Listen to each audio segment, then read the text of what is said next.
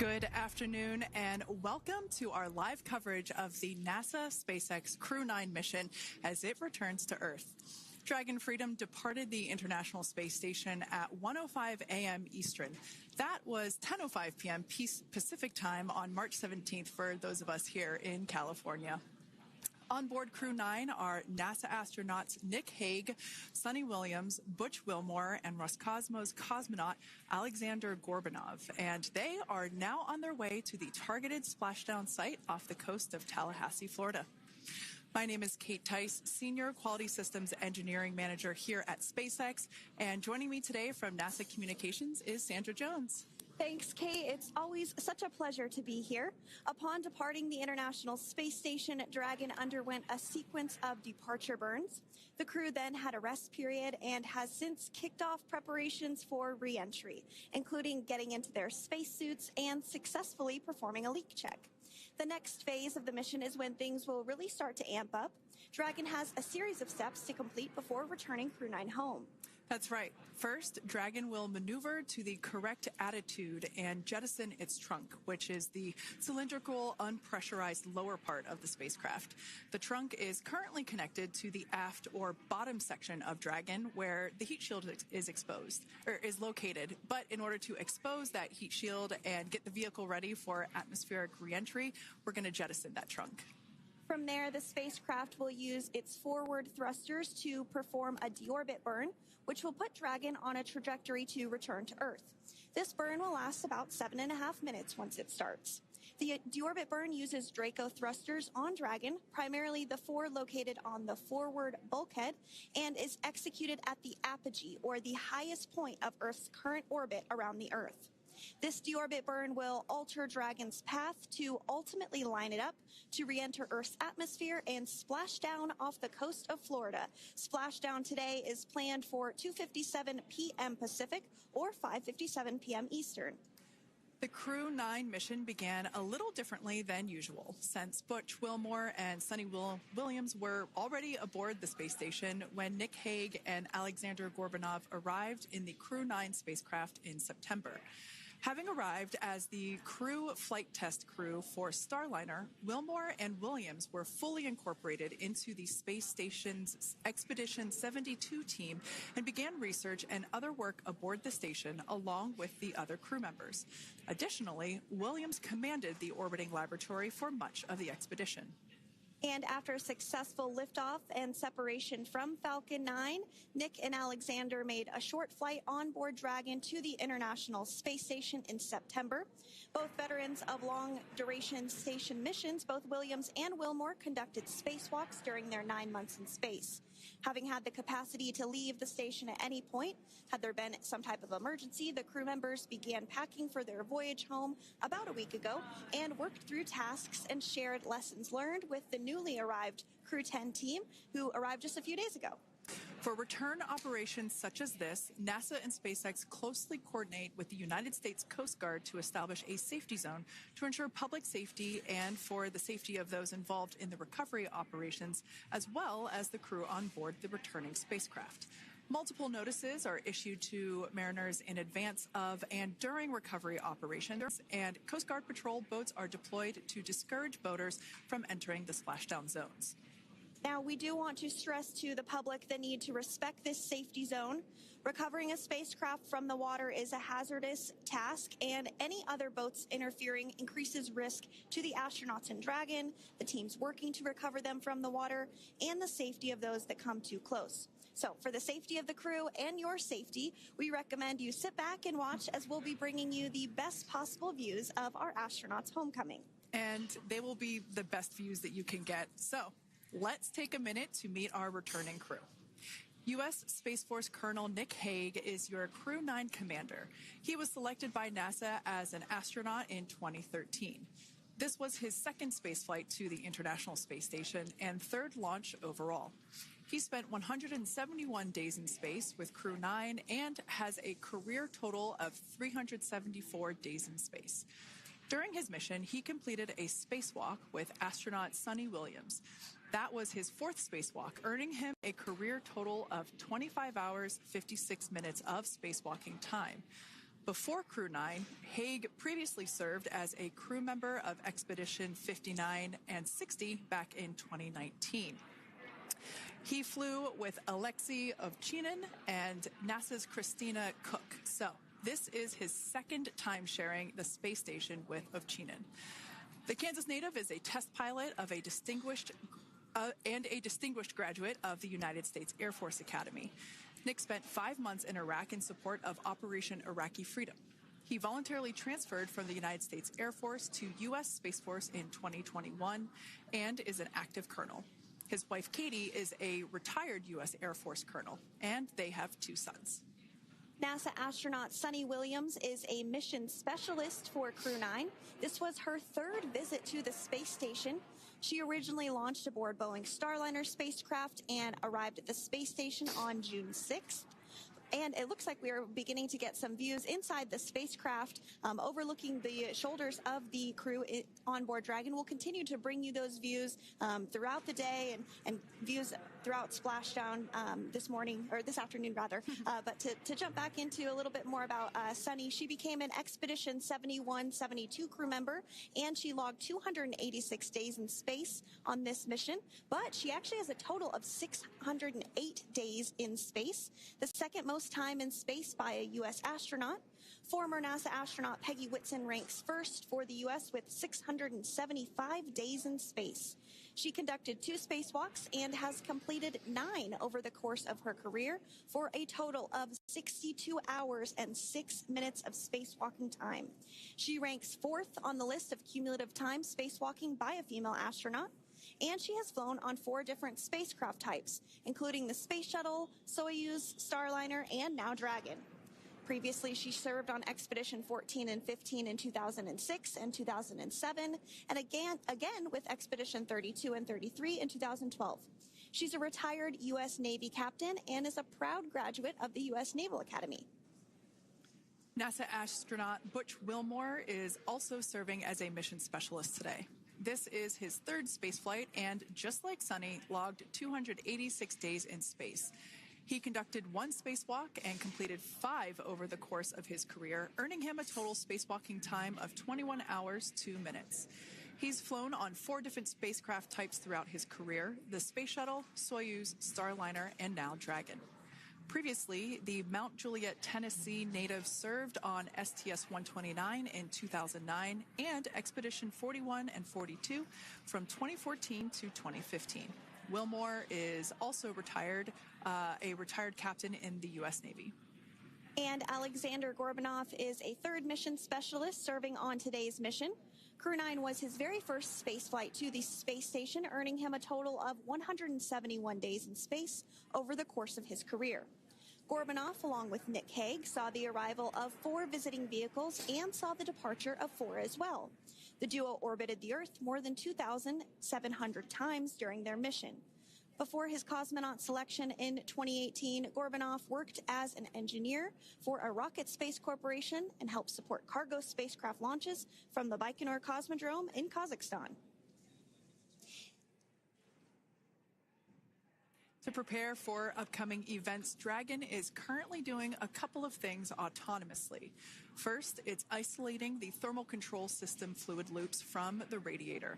This system is what will help keep the internal temperature of Dragon very comfortable for Nick, Suni, Butch, and Alexander during the reentry phase. Dragon is also initiating separation of the claw mechanism, which will terminate data, power, and fluid connections between the spacecraft and the trunk in preparation for that trunk separation that I mentioned earlier. Now, as we saw before, we are hoping to get more views inside of the Dragon capsule. We will bring those, of course. We want to see more of our 4 crew members. But now a bit more of the Dragon Freedom capsule. It has flown on several missions for NASA. It first launched April 27th, 2022. To the International Space Station on NASA's SpaceX Crew 4 mission. It was subsequently used for 2 private spaceflight missions to the space station for Axiom Space, Axiom Mission 2 in May 2023, and Axiom Mission 3 in January of 2024. And of course, Crew 9 launched last year, is September 28th. So, yeah, a little bit about the Dragon Freedom capsule. Here, a view that we have once again between the shoulders of Commander Nick Hague, who is on the left-hand side of your screen there, and Mission Specialist Alexander Gorbanov there on the right. That's right, Kate. And the next major milestone that we're looking ahead towards this afternoon is claw separation. We're targeting that claw separation at 2:05 p.m. Pacific time this afternoon, so less than 10 minutes from now. Continuing to get some views inside Dragon Freedom.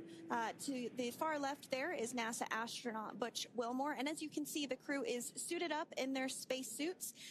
They are suited up in what we call dynamic phases of flight. So when they launch, when they dock, when they undock, when they return back for splashdown. We might hear some call outs on the loops about putting their visors down. That will happen just prior to deorbit burn.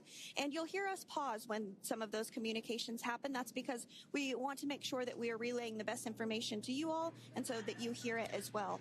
So if you do hear us pause, that is what we're doing. You also see they have their on there, and I know the gloves are pretty unique on the Dragon spacesuits, right? They're custom created? Yes. The spacesuit overall is custom fit for each astronaut. These gloves enable usage of the touchscreen panels that they have in front of them.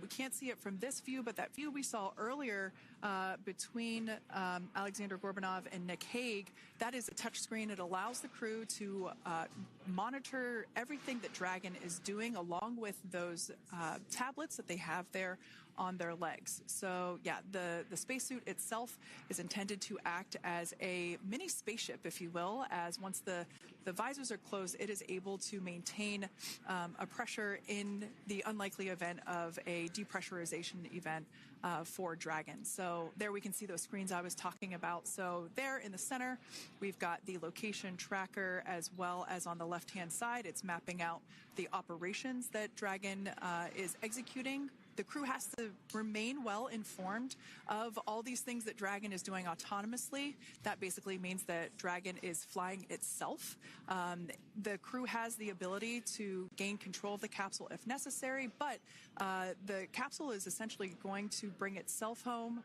But of course, in order to be familiar with Freedom, SpaceX, deorbit sequence start in 5 minutes.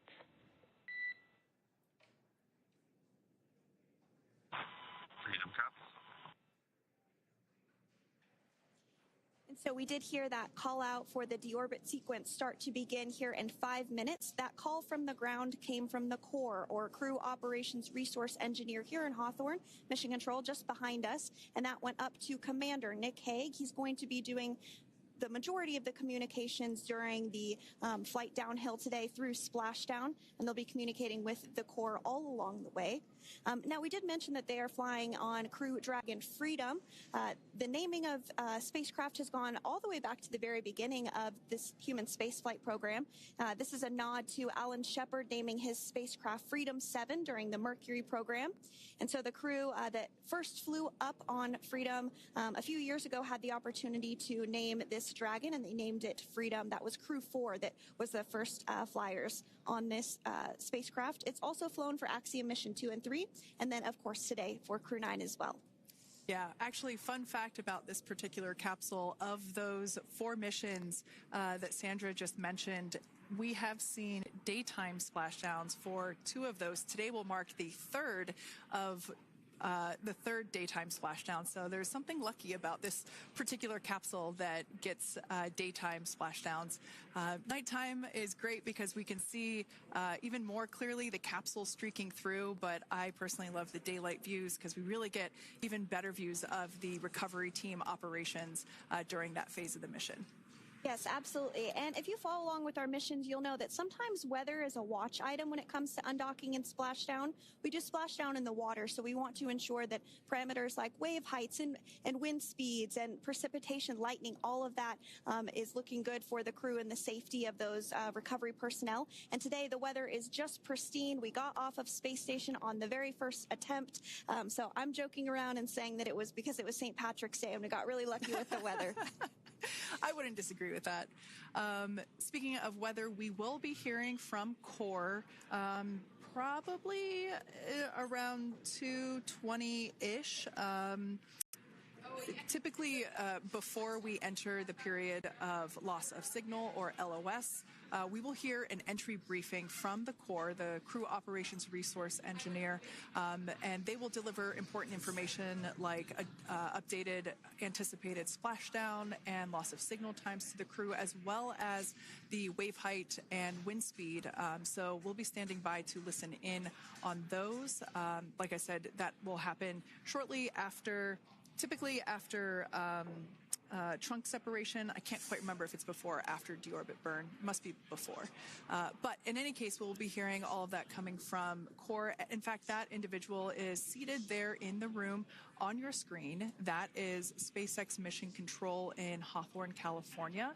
That room is located just over our shoulders, and that is where Dragon operators are standing by on console, monitoring the progress of Dragon as it continues its way home. It's been, at the point of splashdown, it'll be about 17 hours since Dragon undocked from the International Space Station. The team there in mission control, there are multiple teams, in fact, and they cycle through shifts to ensure that everybody gets the required rest and sleep periods, just like the astronauts on board. And that Crew Operations and Resource Engineer is seated there in the room, and that, like Sandra said, is the primary voice that we will be hearing communicate from the SpaceX team to the crew on board. That's right. And so it looks like we're about 3 minutes or so from the claw separation portion of today's flight. The claw is a portion on the spacecraft that holds the trunk to Dragon. Following claw separation, we're going to jettison or remove that trunk because it's no longer needed. The trunk has solar arrays on it that provides power to the Dragon spacecraft. But now that we're beginning the reentry process, we need to go ahead and jettison that trunk and able to expose the heat shield, which is really going to do the heavy lifting as Crew 9 re-enters the Earth's atmosphere. They come in at 17,500 miles per hour, so they really need to ensure that that heat shield absorbs that heat, and there's... Deorbit sequence start.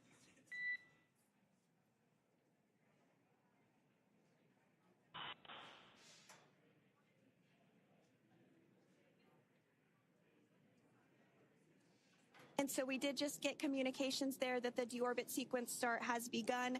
So here in just a couple minutes from now, we expect to hear information or a call back about the claw separation having begun. And again, that kicks off that trunk separation portion that I was discussing to remove that, expose the heat shield, and then eventually we'll have the deorbit burn, and we'll continue to walk you through all of these milestones as we approach them ahead of our splashdown at 2:57 p.m. Pacific time this afternoon off the coast of Tallahassee, Florida. Yeah, we're very excited to bring the Crew 9 crew home. Sandra, we were talking about the trunk separation. That trunk is on a trajectory that will re-enter in the atmosphere and break up upon that re-entry.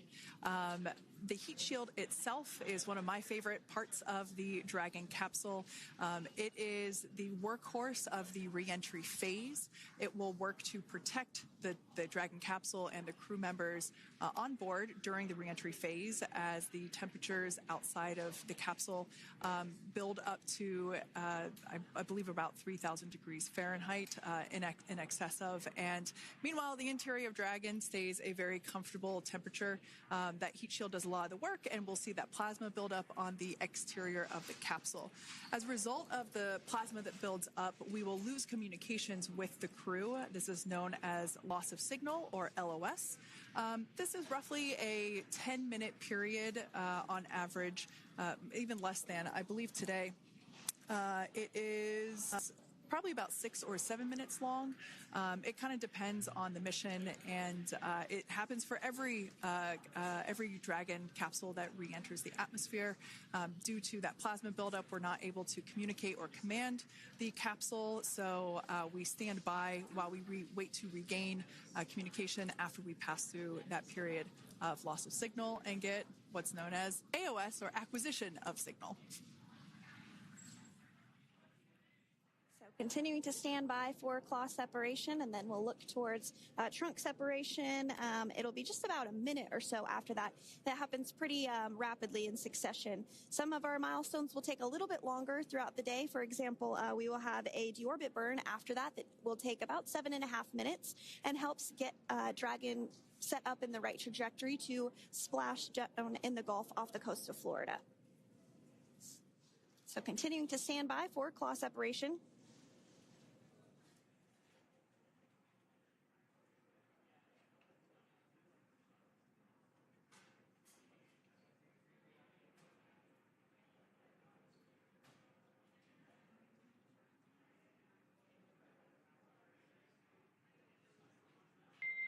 Nominal trunk jettison.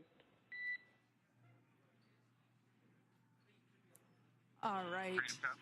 Great news there. That trunk has been jettisoned from the Dragon capsule. So the claw was separated. That's the mechanism that connects the telemetry and power between the Dragon capsule and the trunk. In order to expose the heat shield underneath Dragon, we had to jettison that trunk, and so we just got confirmation that that has happened. So that is great news. Basically means that telemetry is looking good and that the nitrox system is primed for cabin and suit cooling, and the heat shield, like I said, is now exposed and ready for atmospheric reentry. The trunk served its purpose by gathering energy from the sun through its solar cells and converting that to battery power. Since we separated the trunk, we can't generate any more new power, but we really don't need to since we're coming home and Dragon has enough battery power already stored. Now, up next, the final steps that Dragon will perform prior to reentry: the slew, or the maneuver to deorbit burn attitude, and then the deorbit burn itself.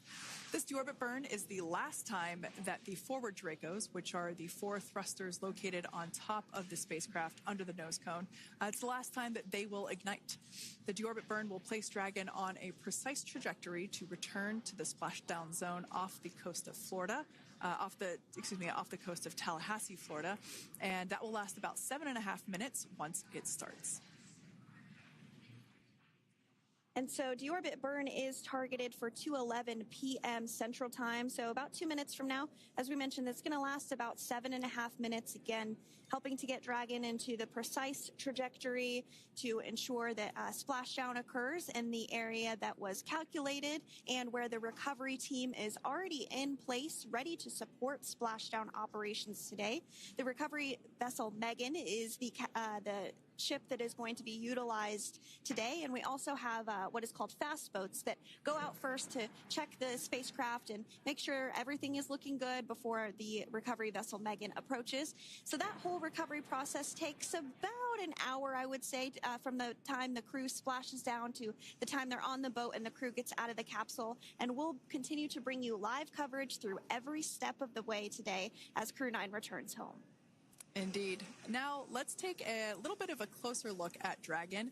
One of the great things about being close to the space station is that we can use space station cameras to look at Dragon. But now that Dragon is on its way home, we don't have those external cameras. So here's an animation of what the capsule looks like. We've got the pressurized section, the capsule on the top, and the trunk, or the unpressurized section, on the bottom. That's where those solar panels that we manufacture in-house are located, soaking up the energy from the sun and turning it into power for the capsule.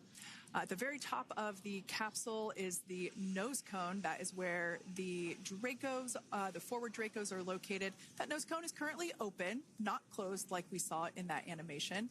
Once we get through the final maneuverings for the re-entry phase, we will close the nose cone capsule just before Dragon begins its atmospheric entry to protect that forward hatch there located along with those forward Dracos.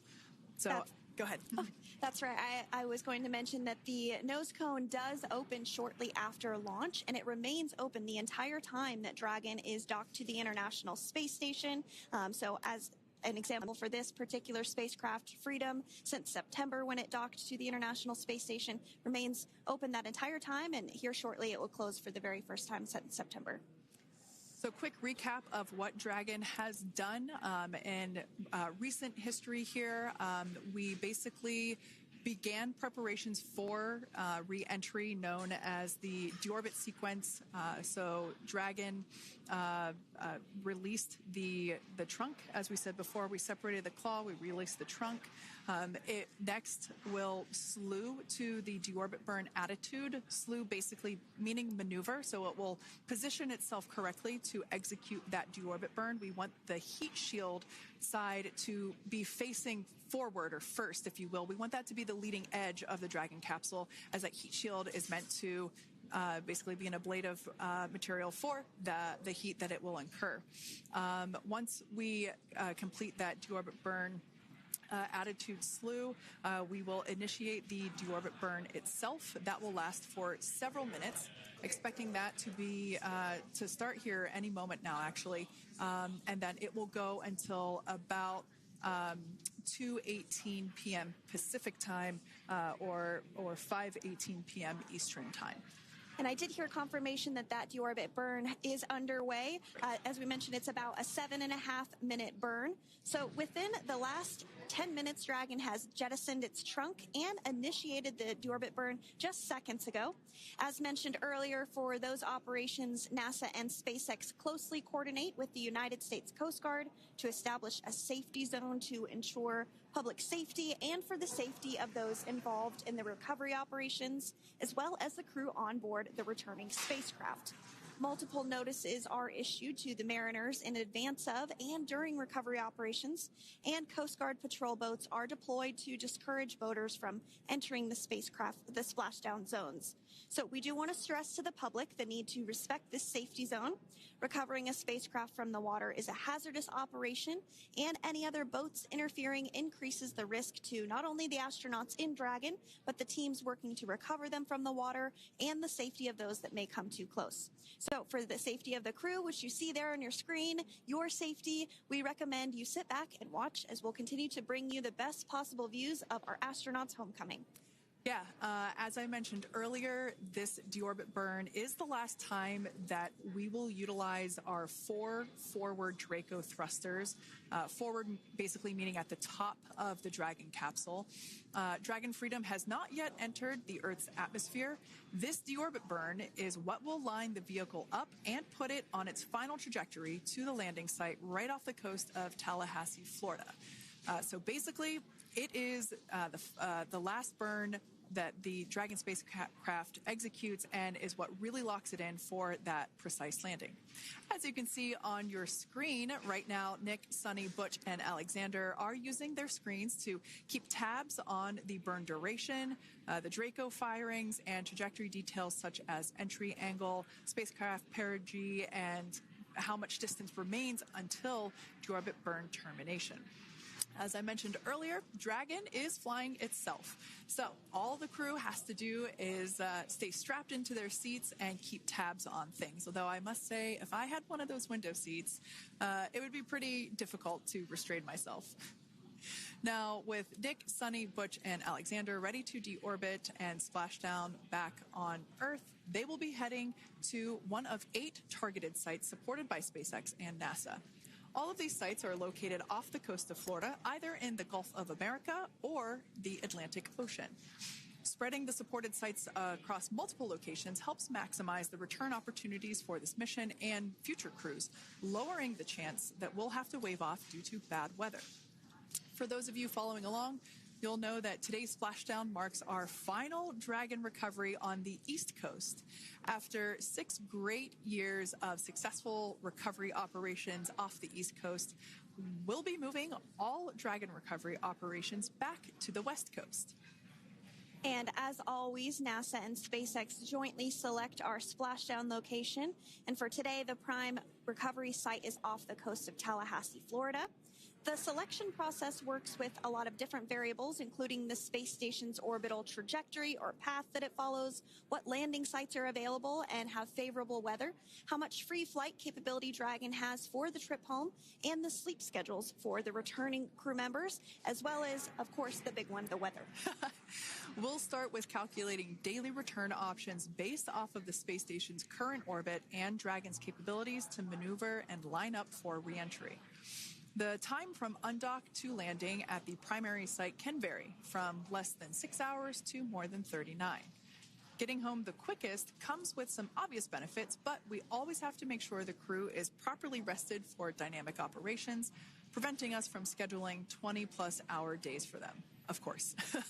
Trajectory and ballistic experts provide the daily opportunities that would line up Dragon with the 7 landing zones and split them into what we call ascending and descending opportunities. Dragon uses its Draco thrusters after leaving station to execute a series of altitude-lowering maneuvers and to line up with the selected primary site. It can also change to different alternative sites while in a free flight if sudden weather moves in that we may need to avoid. So, as we mentioned, weather is something we're constantly looking at, making the final call to proceed about 2.5 hours before the crew undocks. So, for the Crew 9 return, we looked at a number of weather items. Some of the obvious ones are no rain or a chance of lightning in the recovery zone, both for the safety of the crew inside Dragon and the recovery teams in the water.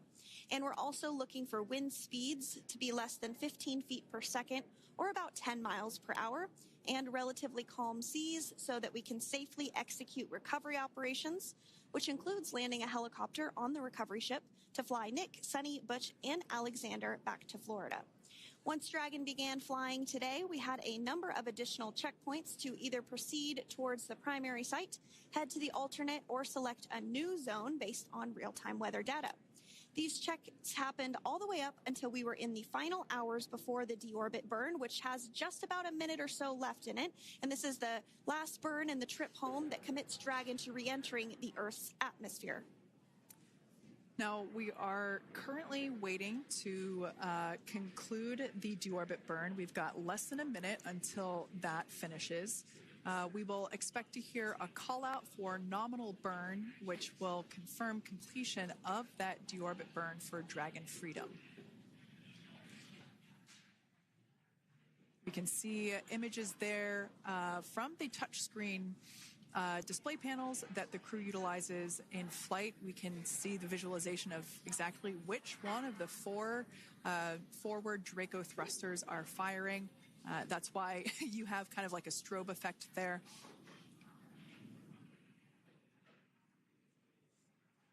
And if you're just joining us, you are looking at live views of the Dragon Freedom. On your left is Commander of Crew 9, Nick Hague. To his right is Roscosmos cosmonaut Alexander Grebenkin. And also in Gorbunov, that is Alexander Gorbunov. And then also in the capsule today is NASA astronauts Suni Williams and Butch Wilmore. We are awaiting confirmation that their deorbit burn is complete, which is the last burn that's going to help set them up on a trajectory to Splashdown off the coast of Florida. Deorbit burn complete. Performance nominal. Nose cone closure initiated. Freedom copies.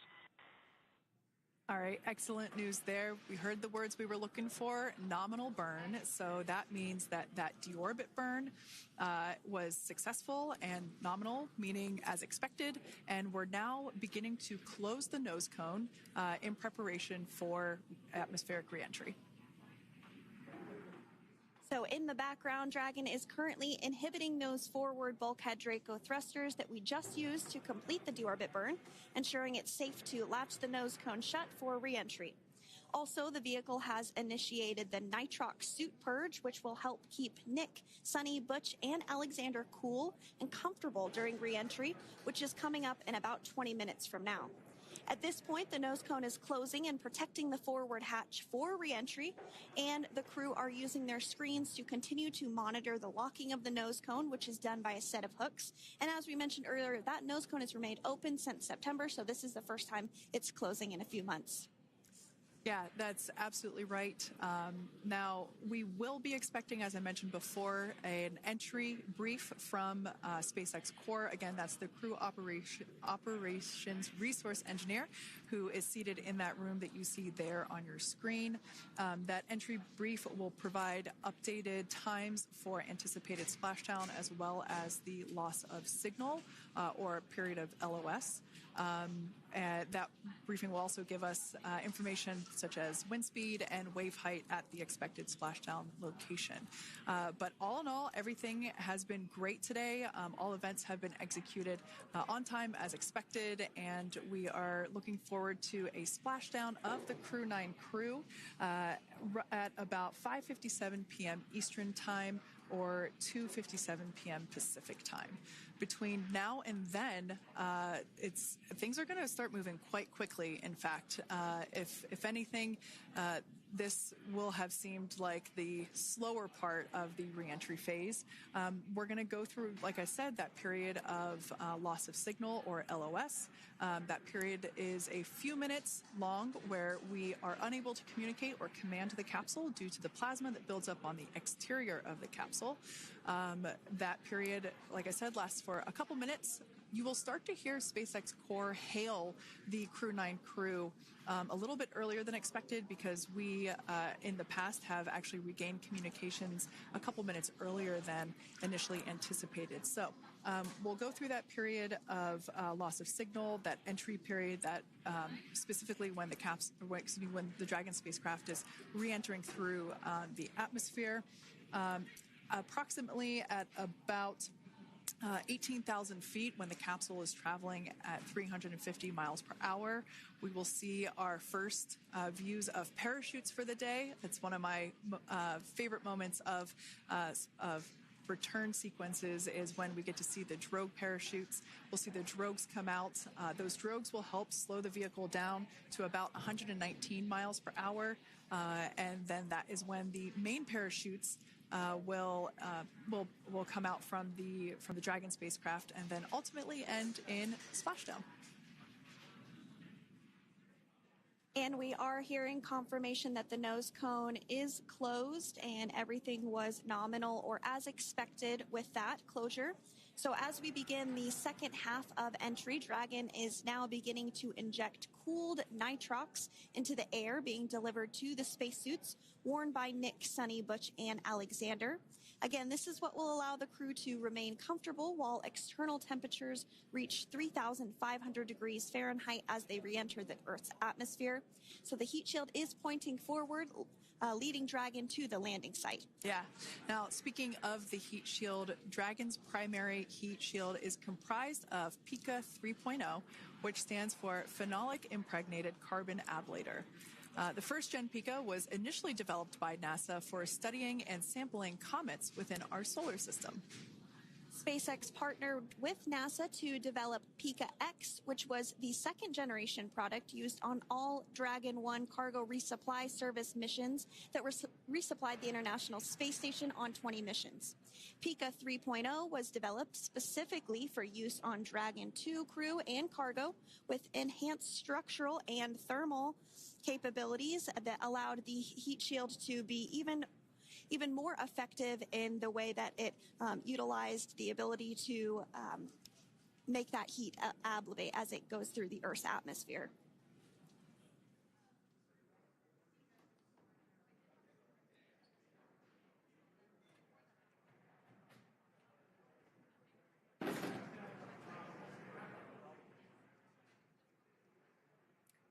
The remainder of Dragon is composed primarily of a SpaceX proprietary ablative material. It's another class of thermal protection which is lighter weight versus PICA and protects the underlying composite structure during reentry to ensure the structural capabilities are maintained. While Dragon will experience temperatures well over 3,000 degrees during peak reentry conditions, the characteristics of the thermal protection system coupled with the environmental control and life support system in the pressurized interior will ensure that Nick, Suni, Butch, and Alexander stay cool and comfortable during all phases of reentry through splashdown. Now, if you've just recently joined us, we hope to regain views of our crew members inside Dragon Freedom, but we don't have those available at the moment due to ground station coverage. So we will bring those back to you as soon as we can. Now, after Dragon Freedom has re-entered the Earth's atmosphere, a series of parachutes will deploy to slow the crew's descent. First will be the 2 drogue parachutes, followed by the 4 main parachutes, and those will guide Dragon to its first contact with Earth since it launched back in September. Dragon will automatically deploy these parachutes when different pressure and positioning sensors on the spacecraft detect that they're at the right speed and altitude. Vehicle velocity at drogue deploy is approximately 350 miles per hour, and they deploy at about 18,000 feet. Now, when the vehicle velocity at main deploy is approximately 119 miles per hour, and they deploy at about 6,500 feet. When Dragon splashes down in the water, the vehicle velocity will be about 16 miles per hour, so you can really see how those parachutes help to slow down the crew inside the capsule. The highest G-load the crew is expected to experience today is about 3 to 5 Gs. Yeah, when you think about really fun roller coasters, they're about in that range. So I'm sure that our crew on board will be well equipped to experience those Gs. It's nothing for them. They go through much more intense training. And so we are continuing to make our way through a number of milestones today. We did have trunk separation. Freedom, SpaceX. Nose cone is secure for entry. Freedom comes.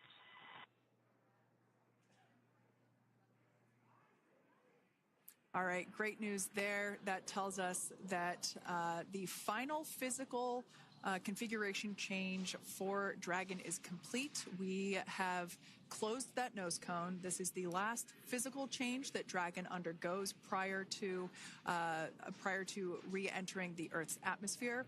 It's important that that nose cone is completely closed because underneath it is not only where the 4 forward Draco thrusters are located, but it's also because that is where the forward hatch is located. That is the hatch that is utilized for the crew to ingress and egress from the station while it is docked on board. And since our capsules are flight proven and we reuse them on future space flights, we want to make sure that all of the integrity of that hardware remains intact. So that nose cone is successfully closed, and we're going to start moving pretty quickly here.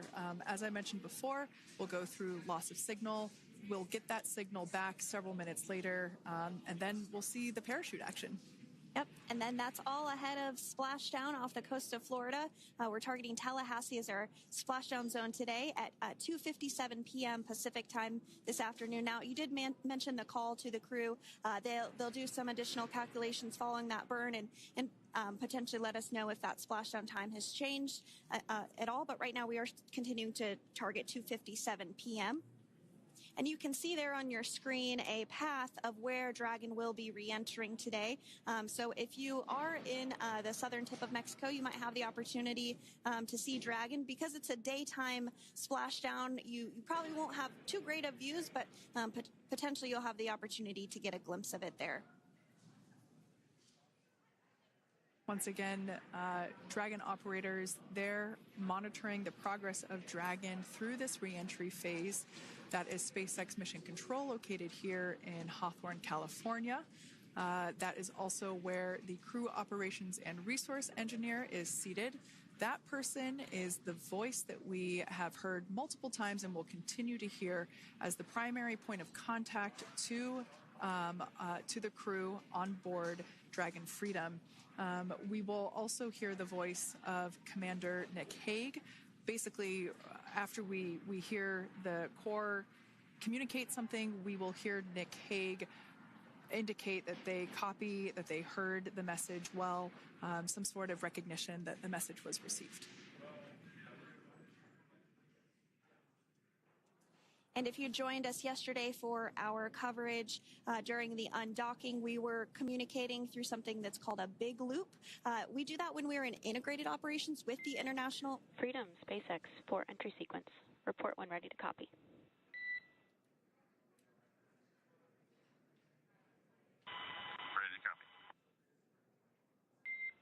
All right, I've got some updated times for you. Our COM blackout start time is 2144.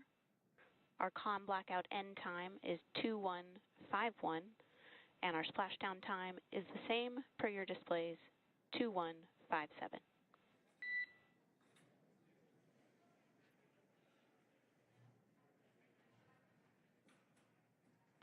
Okay. Understand COM blackout start 2144, stop 2151, splashdown per display. That's a good readback. And with that, please report when tablets are secured behind the elastic bands, restraints are tight, and visors are down.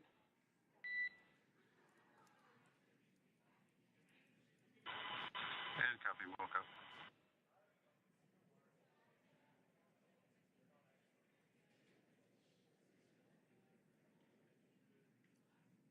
And with that communication from the Corps or Crew Operations Resource Engineer here in Hawthorne to Commander Nick Hague of Crew Dragon Freedom, we did hear that the loss of signal period is still at 2:44 p.m. Pacific, but we had a 1-minute adjustment to the acquisition of signal. That's going to now be at 2:51 p.m. Pacific time. However, our splashdown time remains the same at 2:57 p.m. Pacific time this afternoon off the coast of Tallahassee, Florida. So all good news there as Dragon continues to make its way home with the Crew 9 crew.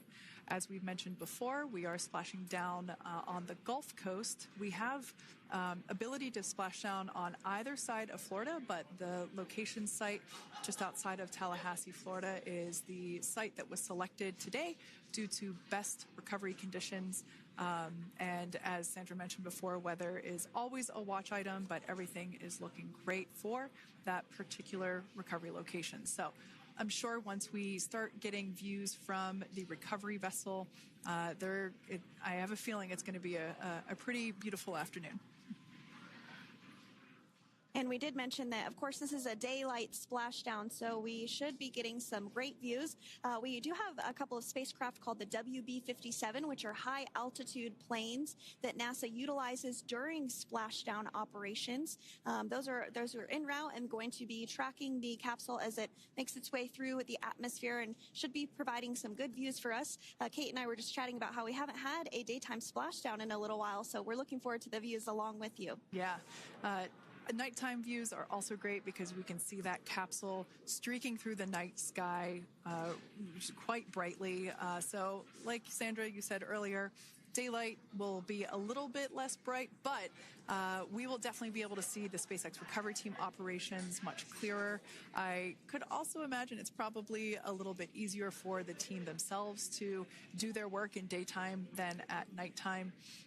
We'll see them rush in really quickly with a couple of fast boats as they begin the initial safety checks and sweeps of the Dragon capsule while also retrieving the parachutes from the surface of the ocean. The recovery vessel, the main recovery vessel, will continue to make its way closer to the Dragon capsule. It is stationed a couple miles away from the actual recovery location, the splashdown location, for obvious safety purposes. So it takes a little while for that vessel to make its way over, but once it's closer, we'll have even better views of those recovery operations. And you may be wondering why sometimes we splash down in the daytime versus the nighttime. And believe me, we would all love for these operations to happen during regular daytime working hours. But unfortunately, orbital mechanics just doesn't quite work out that way. So it has to deal with the location of the International Space Station, as well as where the splashdown zone is on Earth and that trajectory, as well as the phasing. So as we mentioned earlier, sometimes we have phasing as short as 6 hours, sometimes in excess of 30 plus hours. It just depends on where the targeted area is that the capsule is going to splash down. So today's phasing has been 17 hours since undocking occurred at 10:05 p.m. Pacific yesterday evening for us here in Hawthorne. Early wee hours for folks on the East Coast and other areas of the United States. Yeah, but regardless of whether it's daytime or nighttime, the SpaceX recovery team has trained and practiced and rehearsed for it all. So regardless of daylight They are really efficient with those operations. But like you said, Sandra, it has been a minute since we have seen a daytime splashdown on a NASA SpaceX crew mission. The last daytime recovery was on Crew 4, which was the debut flight for the capsule flying today, the spacecraft known as Dragon Freedom. And so, yeah, kind of a fun fact there in terms of the timing of that daylight splashdowns. Once again, standing by for more communication with the crew. The next event that we have coming up is the start of that period known as loss of signal. That is the period still expected at 2:44 p.m. Pacific time. This lasts for several minutes while the capsule is making its way through the Earth's atmosphere. The heat shield located at the bottom of the capsule really doing all the work at that point in time in terms of using the atmosphere to slow the capsule down from its orbital speeds of 17,500 miles per hour. Our tablets are secure, restraints are tightened, visors down. We are configured for entry. Freedom, I copied. Tablets are secured, restraints are tight, and visors down.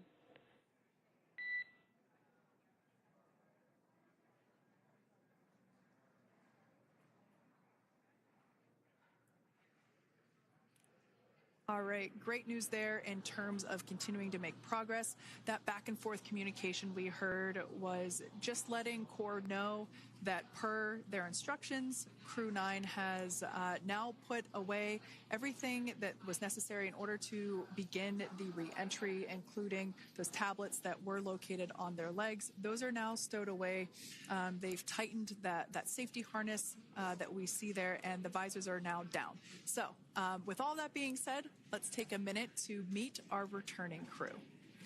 U.S. Space Force Colonel Nick Hague is your Crew 9 commander. He was selected by NASA as an astronaut in 2013. This was his second spaceflight to the International Space Station and third launch overall. He spent 171 days in space with Crew 9 and has a career total of 374 days in space. During his mission, he completed a spacewalk with astronaut Suni Williams. That was his fourth spacewalk, earning him a career total of 25 hours, 56 minutes of spacewalking time. Before Crew 9, Hague previously served as a crew member of Expedition 59 and 60 back in 2019. He flew with Alexei Ovchinin and NASA's Christina Cook. So this is his second time sharing the space station with Ovchinin. The Kansas native is a test pilot and distinguished graduate of the United States Air Force Academy. Nick spent 5 months in Iraq in support of Operation Iraqi Freedom. He voluntarily transferred from the United States Air Force to U.S. Space Force in 2021 and is an active colonel. His wife, Katie, is a retired U.S. Air Force colonel, and they have 2 sons. NASA astronaut Suni Williams is a mission specialist for Crew 9. This was her third visit to the International Space Station. She originally launched aboard Boeing Starliner spacecraft and arrived at the space station on June 6th. Following the agency's decision to return Starliner uncrewed, she became an Expedition 71 and 72 crew member, where she logged 286 days in space on this mission. But Suni has a total of 608 days in space, the second most time in space by a U.S. astronaut. 5 minutes until predicted comm blackout. We'll see you on the other side at 21:51.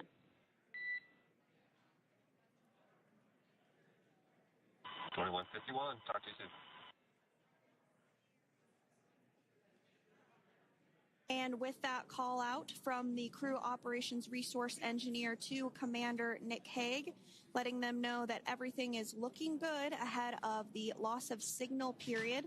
We will see the crew on the other side of the loss of signal period at 2:51 p.m. Pacific time this afternoon. Continuing on about Suni Williams, who has a total of 608 days in space, the second most time in space by a U.S. astronaut. Former NASA astronaut Peggy Whitson actually ranks first for the U.S. with 675 days in space. Suni conducted 2 spacewalks and has completed 9 over the course of her career for a total of 62 hours, 6 minutes of spacewalking time. She ranks 4th on the list of cumulative time spacewalking by a female astronaut, and she has flown on 4 different spacecraft types, including the Space Shuttle, Soyuz, Starliner, and now Dragon. Previously, she served on Expedition 14 and 15 in 2006 and 2007, and again with Expedition 32 and 33 in 2012. She's a retired U.S. Navy captain and is a proud graduate of the U.S. Naval Academy and was the first astronaut to run a marathon in space. Pretty awesome stuff. Now, NASA astronaut Butch Wilmore is also serving as a mission specialist today. This is his 3rd spaceflight and, just like Suni, logged 286 days in space. He conducted 1 spacewalk and completed 5 over the course of his career, earning him a total spacewalking time of 21 hours and 2 minutes. He's flown on 4 different spacecraft types throughout his career: the Space Shuttle, Soyuz, Starliner, and now Dragon. Previously, the Mount Juliet, Tennessee native served on STS-129 in 2009 and Expedition 41 and 42 from 2014 to 2015. Wilmore is also a retired captain in the U.S. Navy. Next up is Alexander Gorbunov, who is the 3rd mission specialist serving on today's mission. Crew 9 was his first space flight to the space station, earning him a total of 171 days in space over the course of his career. Gorbunov, along with Nick Hague, saw the arrival of 4 visiting vehicles and saw the departure of 4 as well. The duo orbited the Earth more than 2,700 times since September. Before his cosmonaut selection in 2018, Gorbunov worked as an engineer for a rocket space corporation and helped support cargo spacecraft launches from the Baikonur Cosmodrome in Kazakhstan.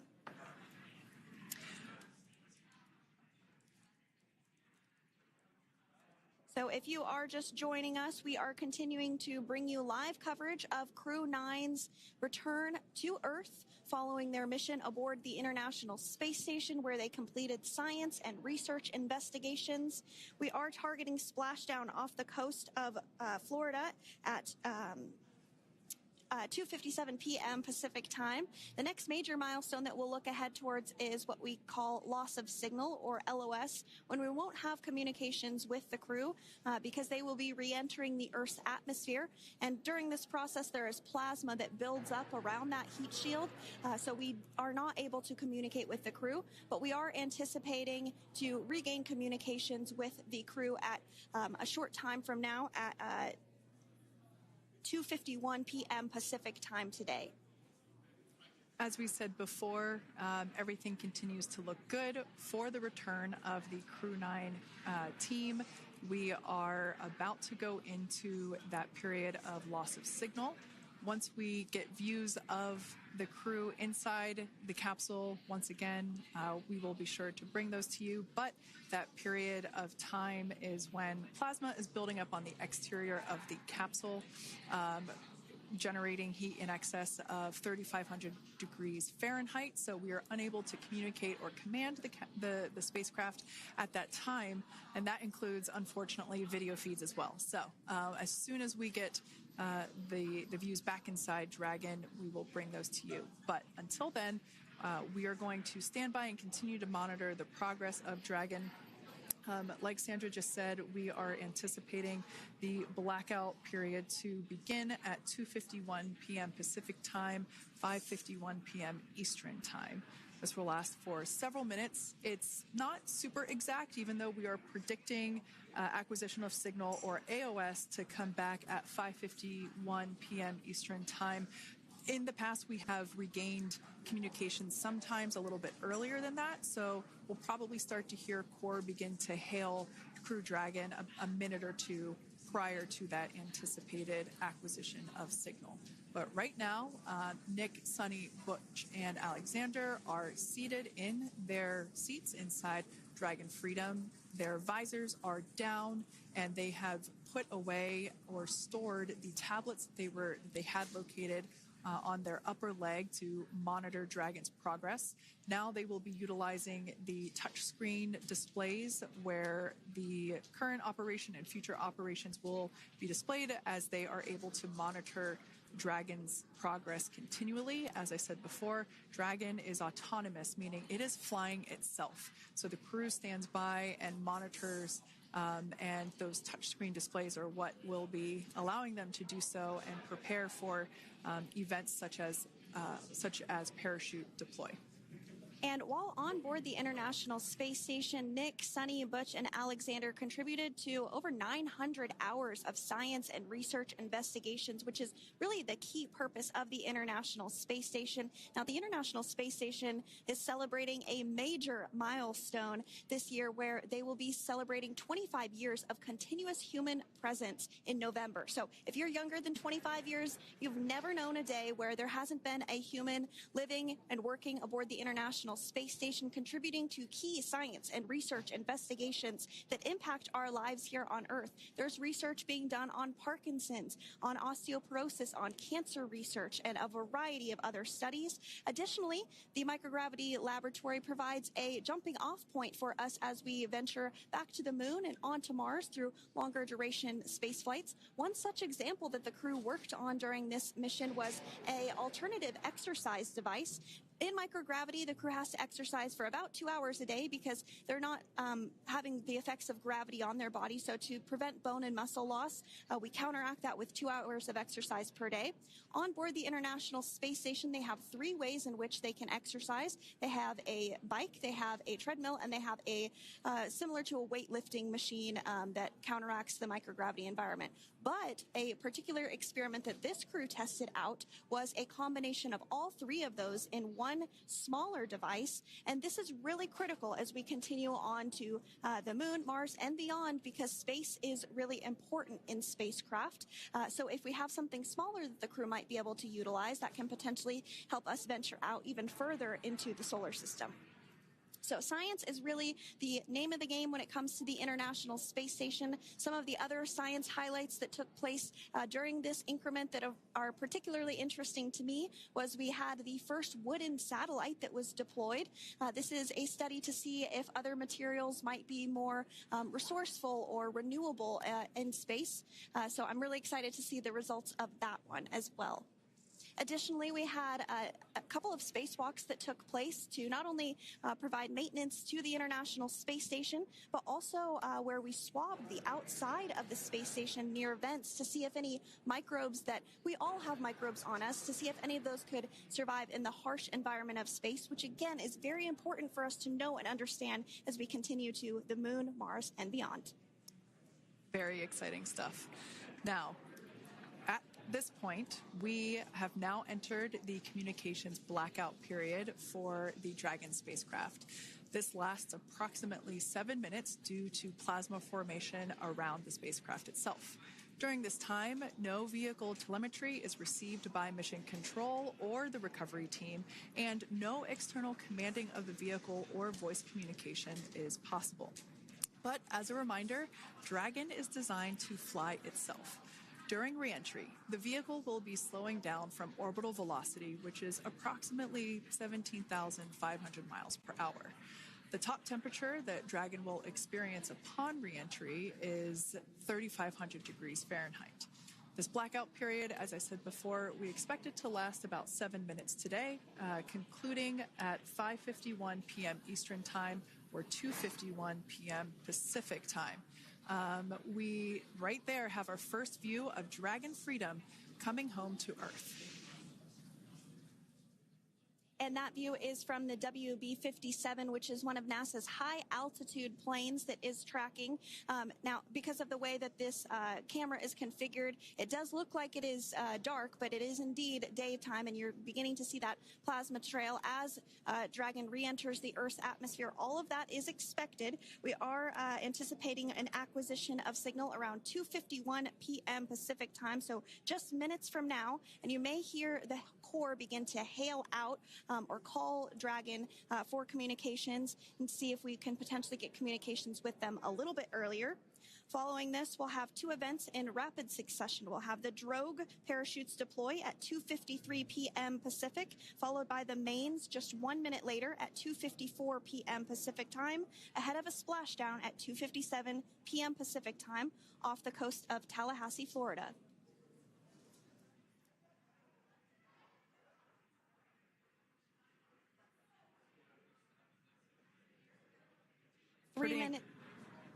Pretty incredible views of the Dragon spacecraft making its way home back to planet Earth with the Crew 9 astronauts on board.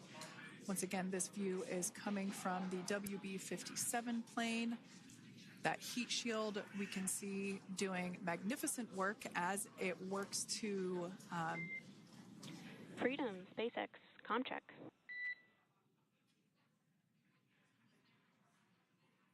All right, we're going to start hearing the SpaceX Crew Operations Resource Engineer. SpaceX Freedom is with you. 4.6 feet. Enjoying the ride. Copy that, Freedom. Great news there from Commander Nick Hague reporting back. We see a healthy flight computer. Expect automated chute deployment. Freedom copies. Like we said before, things moving very quickly as Dragon Freedom makes its way home. Next event coming up will be deployment of the drogue parachutes. This occurs around 18,000 feet. GPS has converged. Expect nominal altitude for drogue chute deployment.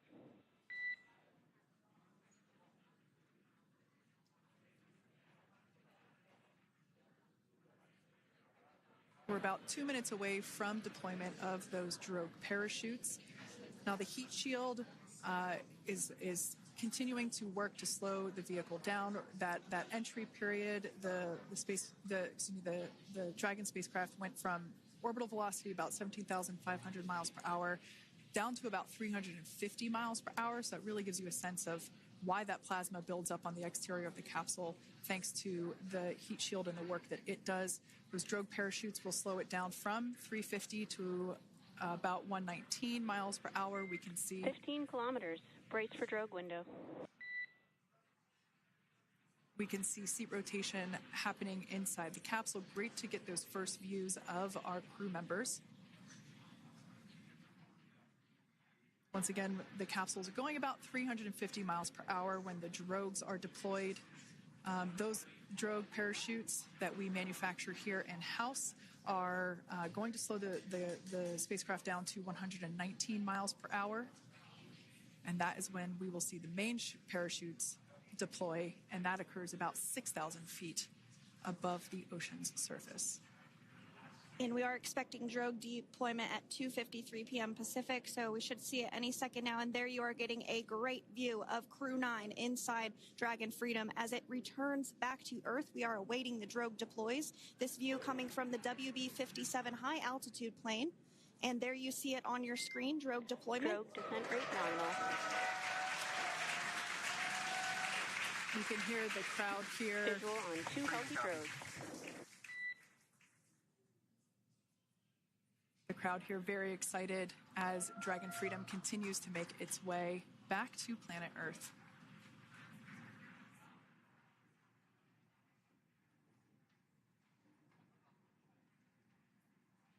Next up, we'll stand by for the main deployment of the parachutes. The mains are quite a bit larger. You'll be able to notice the difference on your screen once they deploy, and they continue to ensure that the Dragon spacecraft slows down even further.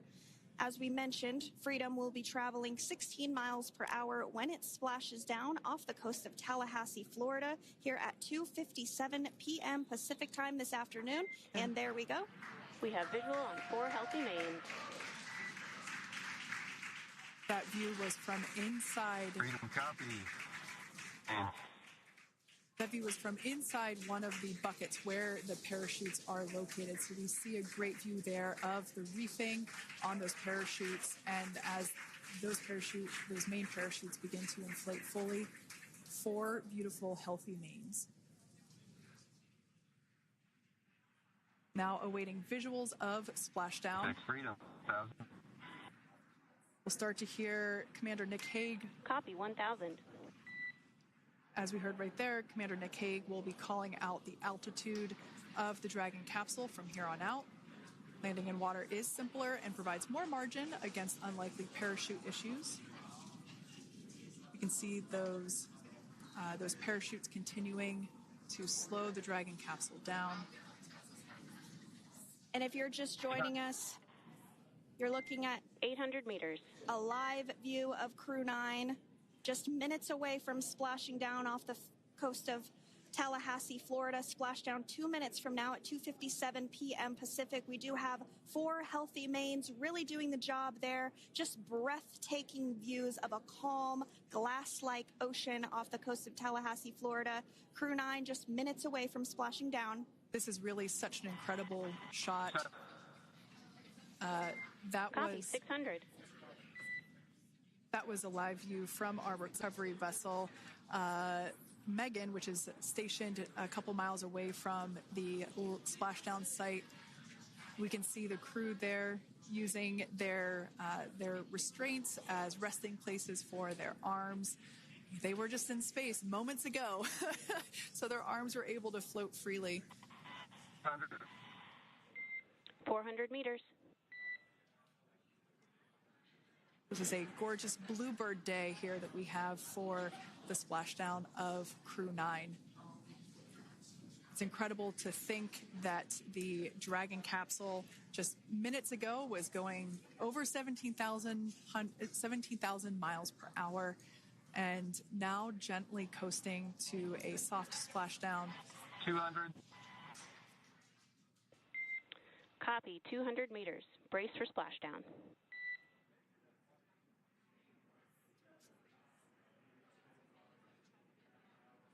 As you can see there on your screen, continuing to monitor progress of the Dragon spacecraft.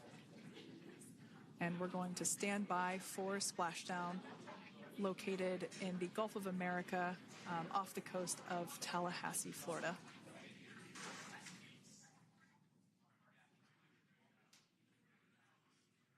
And splashdown. Crew 9 back on Earth.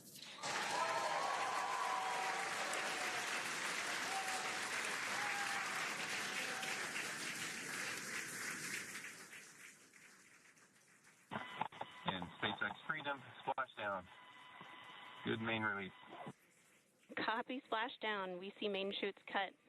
Nick, Alex, Butch, Suni, on behalf of SpaceX, welcome home.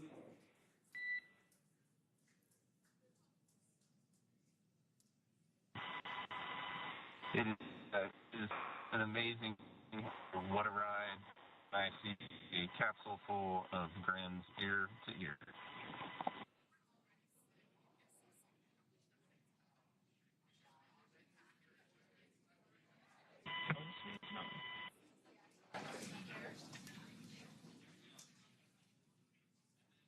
And as you can see on your screen, we have visual confirmation of splashdown. Dragon Freedom has returned home, and NASA astronauts. System safety verifications are in progress.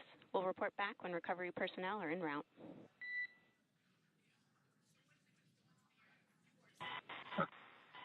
Understand. And we're in section 2, 4.800 landing response. And looking for your word on if it is necessary.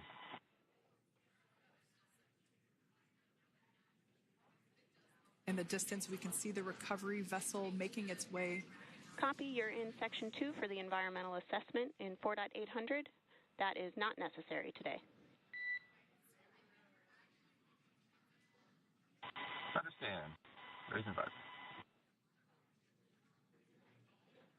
So we will continue to have communications between the Corps and Nick Hague, the commander of Crew Dragon Freedom, which just splashed down 2 minutes ago off the coast of Tallahassee, Florida. Dragon Freedom has returned home with NASA astronauts Nick Hague, Suni Williams, Butch Wilmore, and Roscosmos cosmonaut Alexander Gorbunov.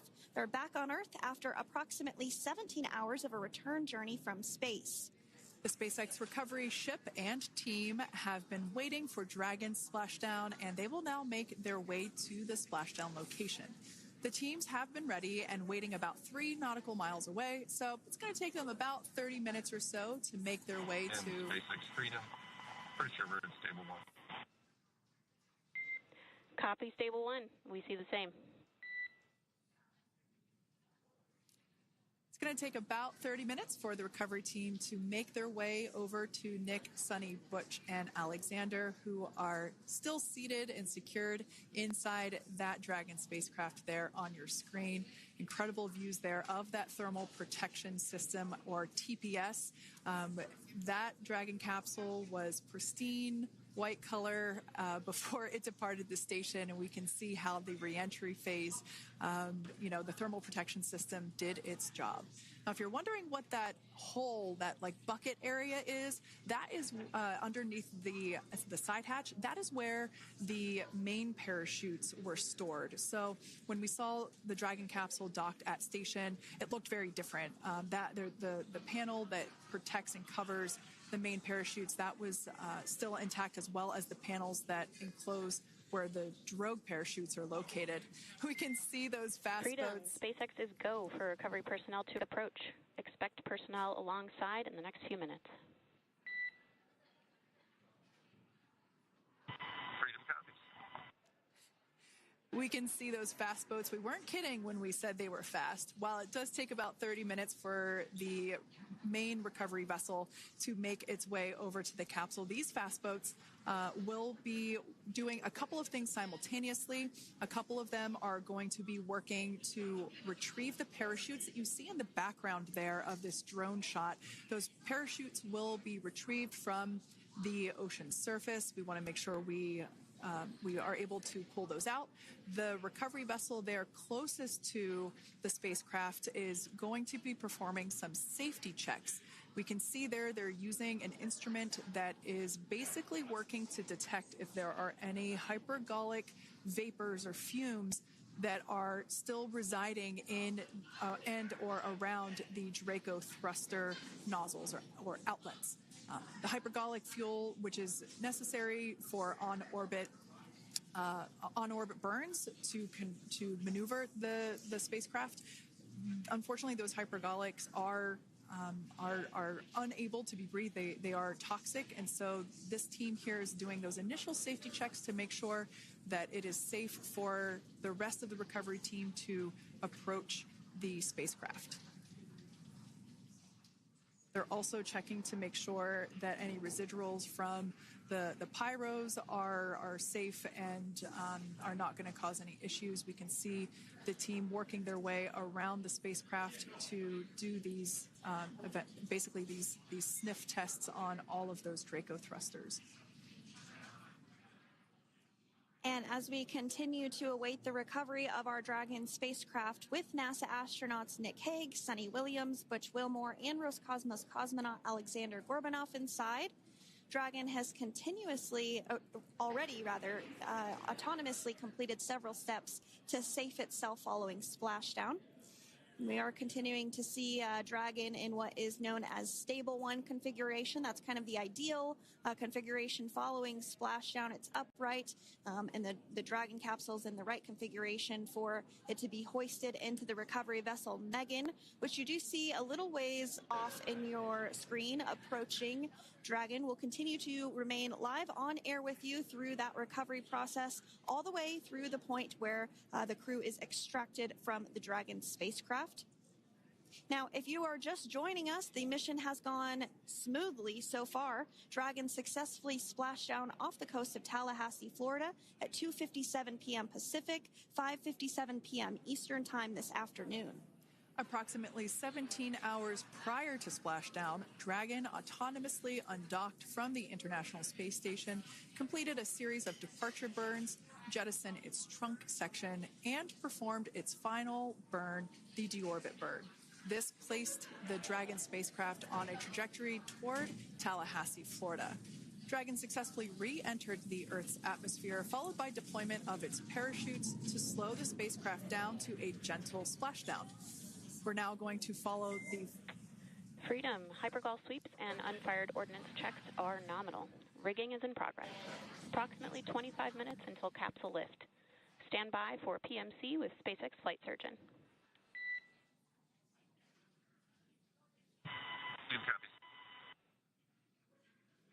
And so what we did just hear there was communications that those hypergol checks were complete.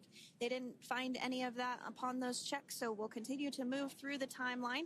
Next up is a process called rigging, which you see happening right now on your screen. This is when a SpaceX recovery personnel actually works to climb aboard the capsule and work through procedures ahead of lifting onto the nest of the recovery vessel Megan. We heard it's going to be about 25 minutes or so until that lift actually takes place.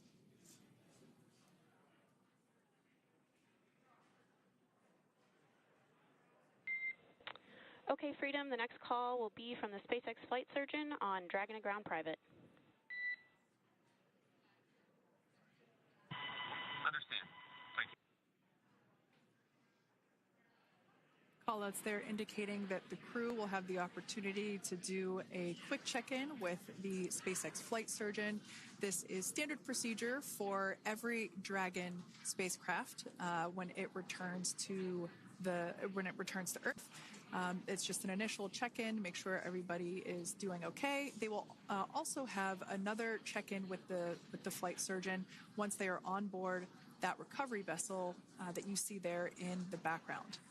We can now see that SpaceX recovery team member they're on top of the Dragon spacecraft. They are going to be working to install plugs in the Draco thrusters to ensure that none of those and to ensure that no more hypergolic fumes or vapors come out from the spacecraft. They'll also place harnessing around the spacecraft that are required in order to lift it out of the water. Go ahead, Sandra. Continuing to get some views of the recovery personnel, both the main recovery vessel Megan, as well as some of those fast boats that we've discussed previously. It looks like just a beautiful day there out off the coast of Tallahassee, Florida. Weather was pristine. We were able to get undocked from the International Space Station as expected at 10:05 p.m. Pacific time yesterday evening, and Crew Dragon has since completed steps ahead of its splashdown at 2:57 p.m. Pacific, and we're now stepping through procedures to get Dragon hoisted up onto the Megan recovery vessel and get the crew extracted out of the spacecraft. And you did see some of the parachutes that were near the spacecraft. Upon detection of landing, Dragon automatically releases those main parachutes to prevent wind from pulling the spacecraft.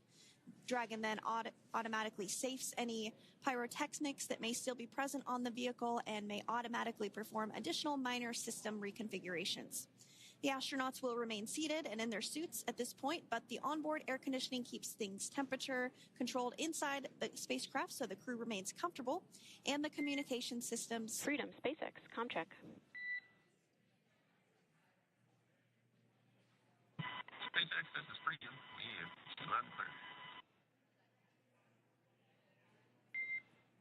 Copy that, Freedom. Have you loud and clear as well, and Dragon to Ground is no longer private. Understand, thank you. As we saw there on the screen, we have a couple of fast boats in the recovery fleet that have quickly moved into the splashdown location. They are being followed by one of the main recovery vessels, which will move into position upwind of the spacecraft. The two fast boats have very specific roles. Excuse me. The first approach is focused on immediate safety inspection, as we saw.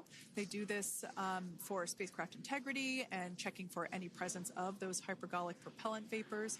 And this ensures that it is safe for the recovery vessel to approach Dragon. Once Dragon is cleared for full approach, as we heard is the case today, the team begins rigging the spacecraft for water recovery by the recovery ship. The second fast boat is responsible for parachute recovery and also serves as a redundant boat to the first one that makes the initial approach to the Dragon spacecraft. As we saw a little bit earlier, we were also able to see one of the recovery team members get on a jet ski to help gather up the parachutes that were automatically detached from the Dragon spacecraft upon splashdown. And it will take a little over 10 minutes for the recovery crew to complete their safety checks. Once complete, the team will begin preparing Dragon to be lifted. And as you see, they are preparing for that to take place at this point. As part of the preparation for this lift, one member of the recovery team has climbed on top of the spacecraft already so they can attach Dragon's hoist rings and connect to the lifting lines. It will take us less than an hour to raise Dragon to the recovery boat and remove the crew from the spacecraft. After medical checkouts, the crew will return to land within 4 hours by helicopter. And if no additional medical assistance is needed, the crew will board a waiting NASA plane and depart for Houston.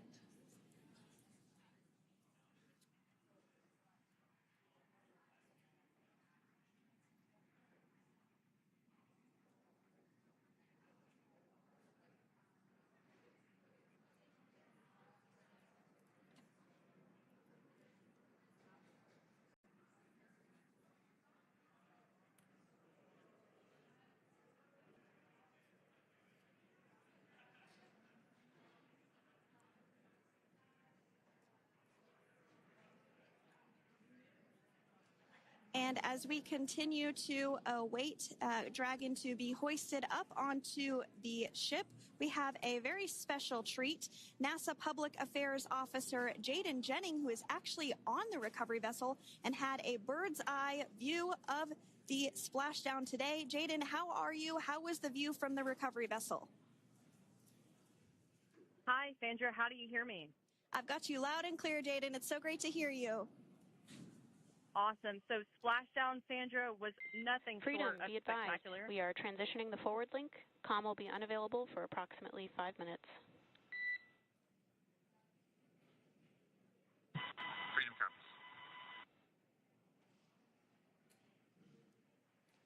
Thanks so much, Jaden. We did just have some communications letting us know that we'll have about a 5-minute period where we won't be able to hear from the crew. So please go ahead, tell us, how was the view from the recovery vessel? Absolutely. Yeah, I was mentioning earlier, Splashdown was nothing short of spectacular. And we were stationed about 1.5 nautical miles away from the splashdown zone and had great visuals here on the recovery vessel Megan. We actually saw a little of the smoke trail as the spacecraft was coming in, and then moments later we spotted those drogue chutes, and this was quickly followed by 4 healthy white and orange main parachutes. We then tracked Dragon all the way down as it slowly propelled into the ocean. And I think I speak for all of us on the ship when I say a new core memory was made today, and we are looking forward to having Crew 9 on board with us a little later.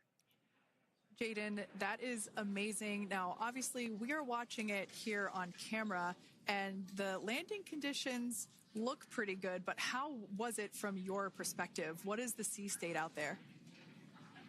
Absolutely. Absolutely. So we've had optimal conditions for splashdown, and today it is sunny and 63 degrees outside right now with clear skies, light winds, and calm seas. The sea looks absolutely beautiful right now, and light blue with the sun reflecting from it. And Kay, I think the crew's going to like what they feel weather-wise on this picture-perfect day for splashdown off the coast of Tallahassee. Thanks so much, Jaden. It certainly looks like a beautiful day. Can you tell us a little bit about the journey of the recovery forces to get to this point? Sure. So one unique aspect of this recovery was the onboard training on station conducted for Butch and Suni to ensure they were ready to return on a Dragon spacecraft. That training covered all aspects of their return, including nominal and contingency departures, deorbit burns, splashdown, and post-landing ops, which is what this team is preparing for now. As for the recovery teams themselves, we started the day taking a series of helicopters out to the vessel. And as standard, the recovery director and crew support teams were on that first helicopter out and took the time to get everything prepared on the ship. About 2 hours before splashdown, they deployed those fast boats and jet skis into the water. I was actually on the second helicopter out, and we were on the vessel about an hour and a half before splashdown and landed on top of the helicopter pad on the Megan. And the teams have been working diligently across their respective disciplines this week, executing what can only be described, in my point of view, as a logistical masterpiece, just ensuring every detail has been in place for Crew 9's return. That is such great news. I'm so glad that you're able there to experience it in person. Now, can you tell us a little bit about what's next to retrieve the crew for the recovery personnel on board? Yeah, Kate. So coming up next, Dragon will be hoisted into the on-deck translation system, or the nest, at the aft end of the ship, and then will be translated pretty quickly towards that egress platform. We'll perform another series of safety checks as final precautionary measures just to make sure there are no hypergolic vapors present before opening that side hatch. And then once that side hatch of the spacecraft is open, the crew will be assisted out of the capsule one by one from NASA and SpaceX. Freedom, SpaceX, ComCheck. Freedom's got you loud and clear. Thanks, Nick. I've got you loud and clear as well. We have completed our forward link transition.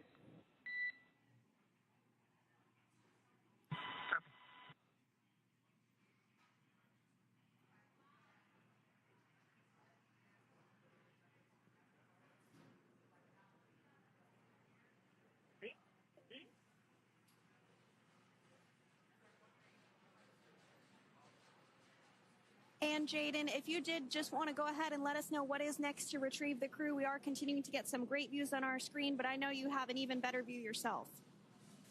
Oh, yeah, Sandra, this view is absolutely unbeatable. So just to kind of finish off what I was saying is once that side hatch of the spacecraft is open, that crew will be assisted out of the capsule one by one from NASA and SpaceX medical personnel, where they will then head to the med bay. And after those medical checks, they will get on that first helicopter out and arrive at the airport, where they will then board a NASA plane and then head back to Houston, Texas at the Johnson Space Center to begin their post-flight period. And we're eager to see the Crew 9 astronauts back on Earth, and we'll keep you updated on every moment of this process. And with that, I'll toss it back over to you guys in Hawthorne.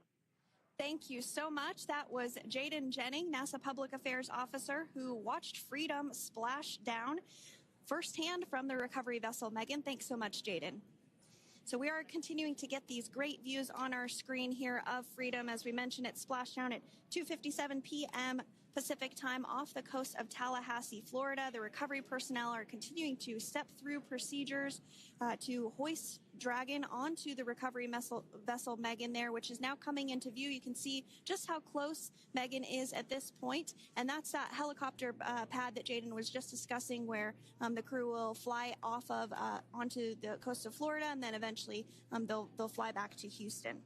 Just underneath that helicopter pad is that translation deck where we will see the nest once it is loaded up with the Dragon spacecraft on board.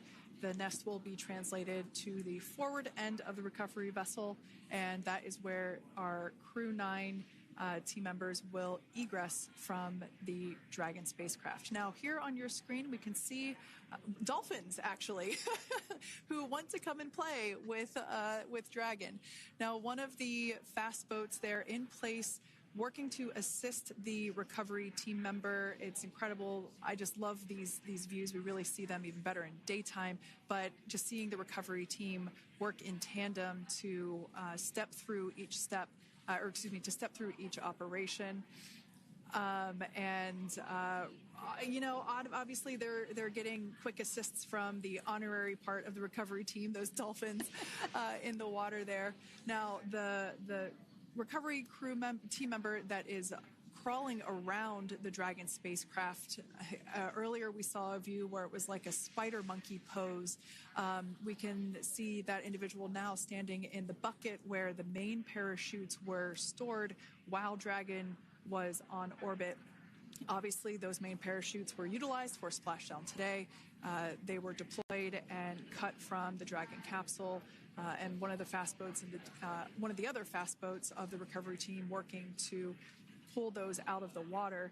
Now, the recovery team member that is there working on top of the Dragon capsule. Earlier, we saw that person performing safety checks. Now we can see some harnessing being placed around the capsule. This harnessing is what will be used to lift the Dragon capsule out of the water and onto the recovery vessel. Wow, we got a cute little pod of dolphins. It wasn't just one or two.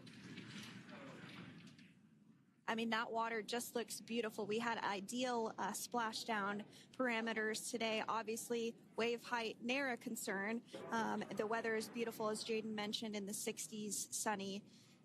Looking forward to seeing Crew 9 exit the capsule here shortly once they get hoisted onto the recovery vessel Megan. We can see that recovery vessel slowly but surely closing the distance there between, Dolphin Cam back again. We can see that the Dragon capsule and the recovery vessel, that distance is closing.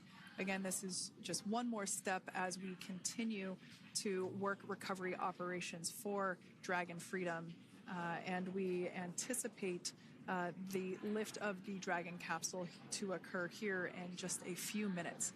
Now, once all of the rigging is on the capsule and it's hooked up to the recovery vessel, we will see the hydraulic arm, which is that kind of like bridge-like structure there at the aft end of the recovery vessel. We'll see that articulate backwards, and that's a good sign that we're getting even closer to pulling the capsule out of the water. It will then move forward, and the capsule will be placed inside of what you can see there is basically a basket. We call it the nest, Dragon nest, where that's where the capsule will be placed in order for it to be translated to the forward end of the vessel and for the astronauts to egress.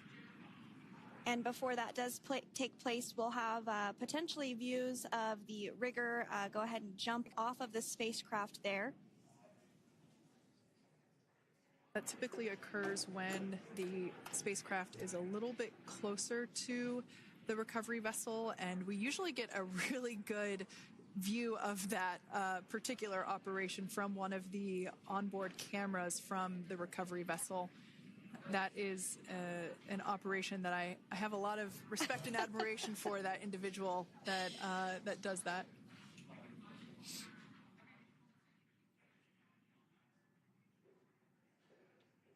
So again, Dragon continuing to get closer and closer to the recovery vessel Megan. You see some of those ropes now coming into view as well. If you are just joining us, Crew 9 Splashdown off the coast of Tallahassee, Florida at 2:57 p.m. Pacific time with NASA astronauts Nick Hague, Butch Wilmore, Suni Williams, and Roscosmos cosmonaut Alexander Gorbanov. They're now working through procedures to hoist this spacecraft up onto the recovery vessel Megan. We just saw that hydraulic arm get lowered into the lifting position. That arm will be the mechanism that is utilized to lift Dragon up and out of the water and into the nest located there at the aft end of the recovery vessel. And the recovery vessel being used today is, as we mentioned multiple times, is named Megan, but that's actually after NASA astronaut Megan McArthur, who flew on Crew 2 a couple of years ago.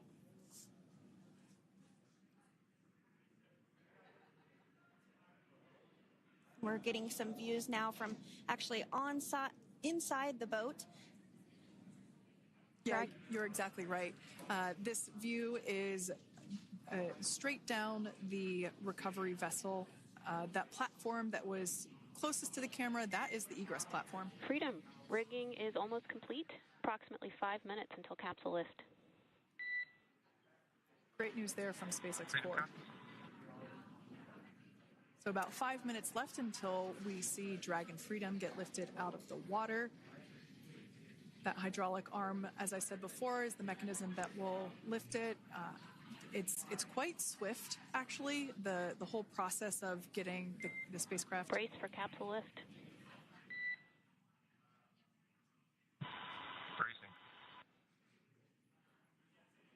There it goes, Dragon Freedom being lifted out of the water and onto our recovery vessel, Megan.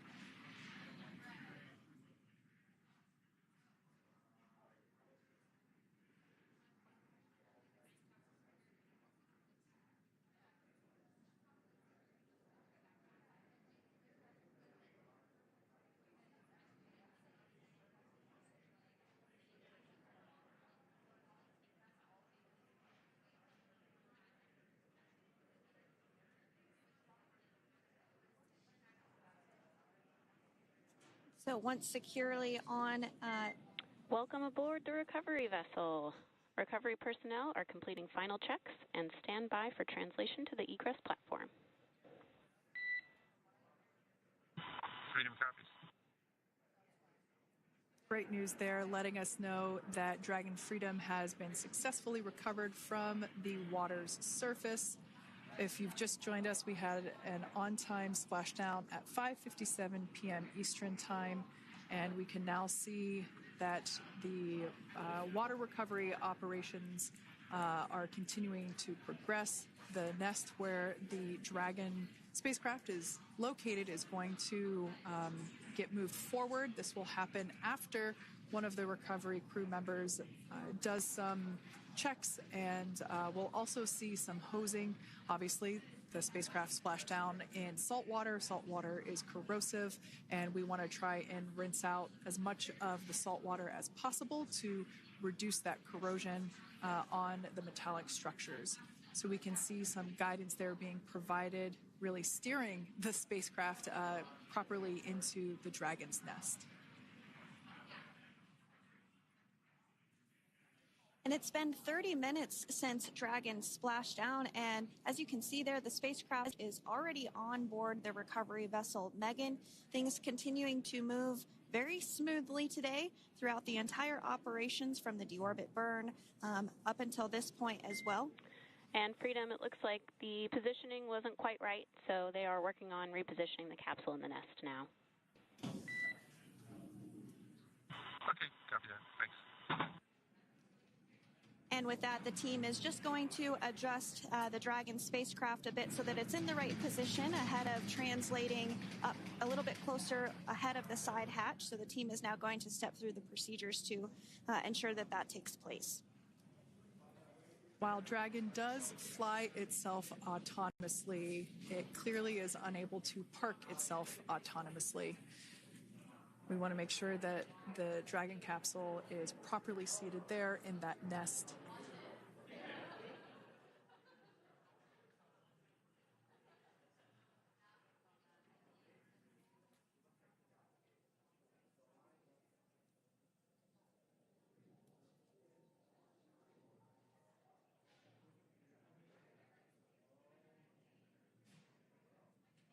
Once Dragon is fully seated in the nest, we'll probably see a bunch of that salt water come out from the bucket there located underneath the side hatch. See some salt water splash out. As I mentioned before, one of the recovery team members will begin hosing down the exterior of the spacecraft.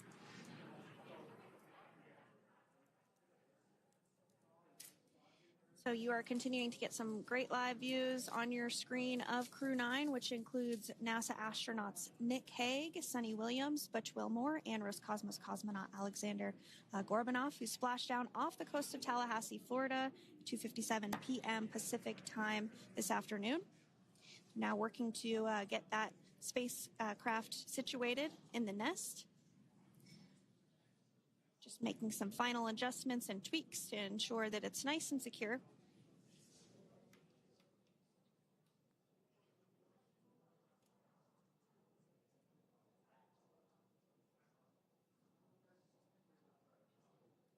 Once the spacecraft is seated and secured and oriented correctly in the nest, Dragon will be moved into the hangar located underneath that helipad that we saw earlier from the aerial views during recovery.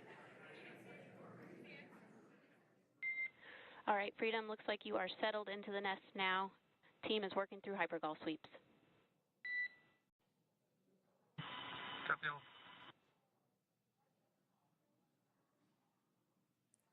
Call out there telling us that the recovery team is doing the second round of those hypergolic sweeps.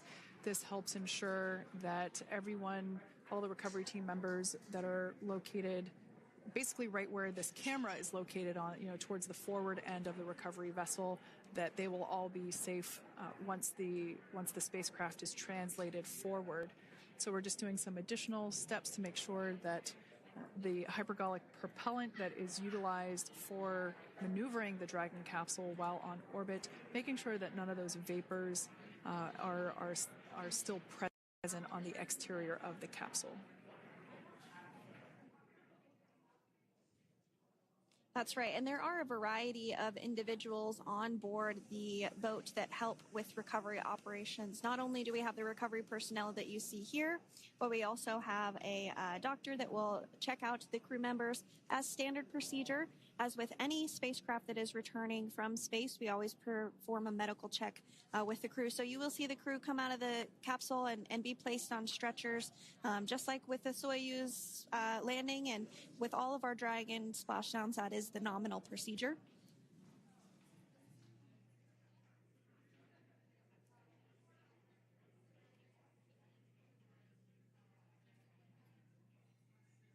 We'll stand by to see Dragon Freedom translate or scooch up a little bit closer to the camera angle that we're seeing right here.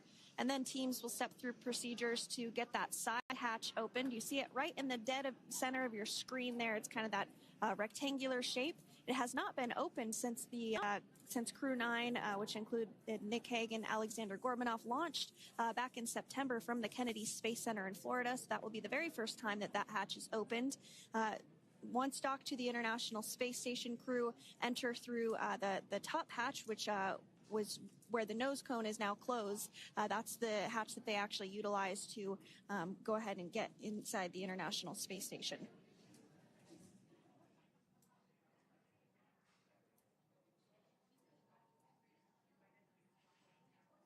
So as we get a little closer to that hatch opening procedure, you might start to see more individuals come into frame for some of that support. The ship has a maximum capacity of a little over 40 people on board, and it takes a variety of different roles, as we've discussed, to support. Also on board is the chief of the astronaut office for NASA. That's Joe Acaba.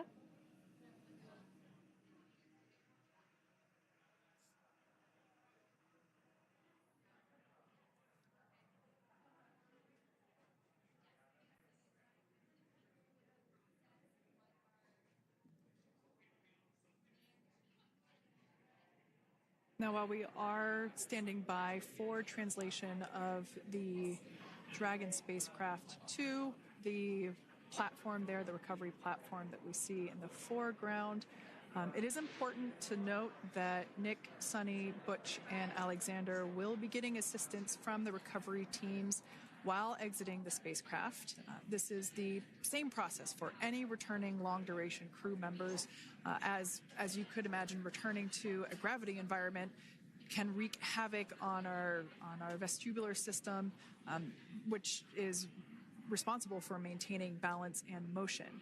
Of course, safety is our number one priority with this operation, so we'll see the crew members helped out of the spacecraft one by one, and they will be assisted the few feet to the medical quarters aboard the boat.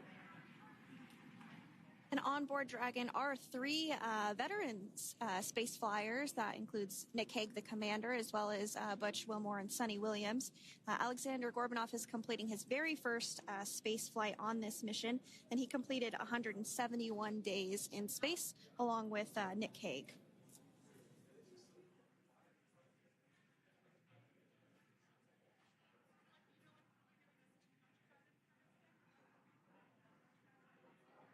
For those of you that have just recently joined us, well, I would encourage you to hit that rewind button and go back a few minutes. It was a beautiful splashdown of Dragon Freedom with the Crew 9 cohort on board. They had an on-time splashdown at 5:57 p.m. Eastern Time, 2:57 p.m. Pacific Time. We can see that the spacecraft... Freedom translation is in progress.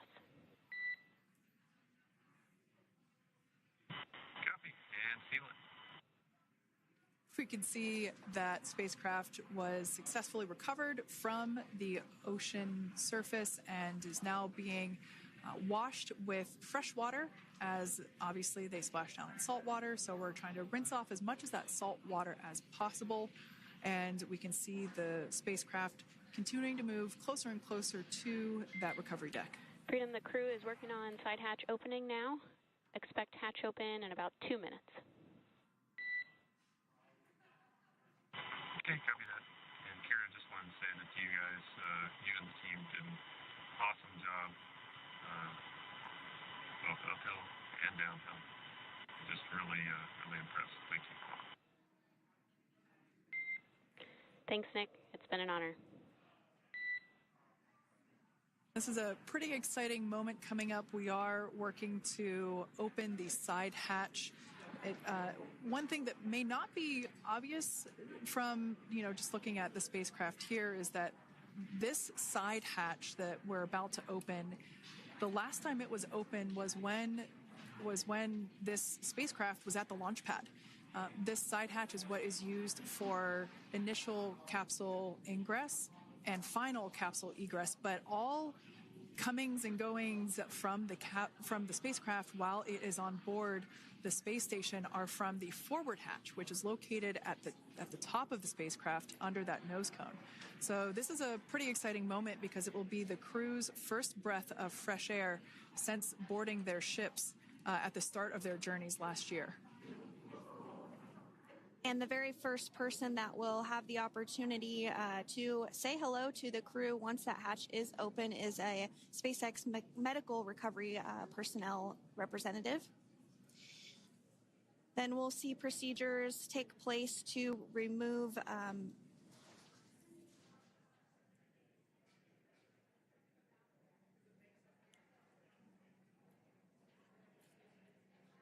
the footrests of Dragon. That will just help the recovery personnel get a little bit more room to access the crew and help get them out of the spacecraft. Yeah, you're absolutely right. Safety is, once again, top priority here, and removing those footrests from all 4 seats will be helpful as a SpaceX recovery team member will actually go into the capsule, into Dragon Freedom to help the crew members unbuckle and stand up, and essentially we'll also see a fun little slide be put in place to help the crew members exit the spacecraft safely. So yeah, we're going to remove all 4 of those footrests to basically give a little bit more working room inside the spacecraft. That's right, and we did hear the go for that hatch opening, so we're just a couple minutes away from being able to see that, and then we might be able to get the chance to see a couple of views inside of the Dragon and see the crew following their splashdown. Now, opening that side hatch isn't quite like opening, the door to your car. We have to depress the seal around the side hatch, as well as, we'll now see them open that side hatch up.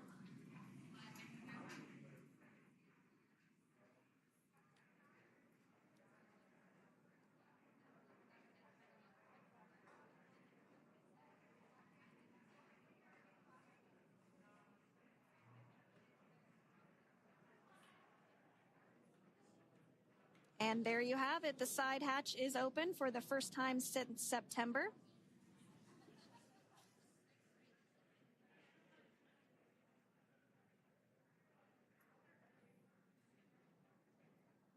We can see some of the protective equipment there that was brought into frame that will help protect the edge of the side hatch, one from any potential damage. Oh, we can see the recovery crew member there taking photos of the side hatch seal. This is part of the standard operation for recovery. These photos will get saved into our procedure.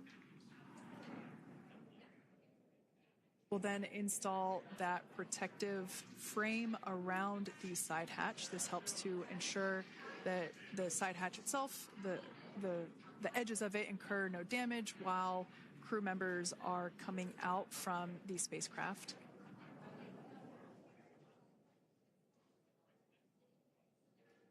If you missed it, there was also a recovery team member that went inside.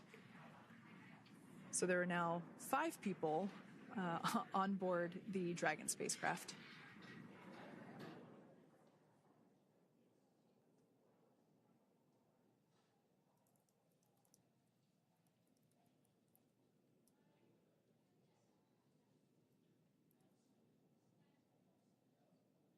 And if you are just joining us, it has not yet even been an hour since Crew 9 splashed down off the coast of Tallahassee, Florida at 2:57 p.m. Pacific time.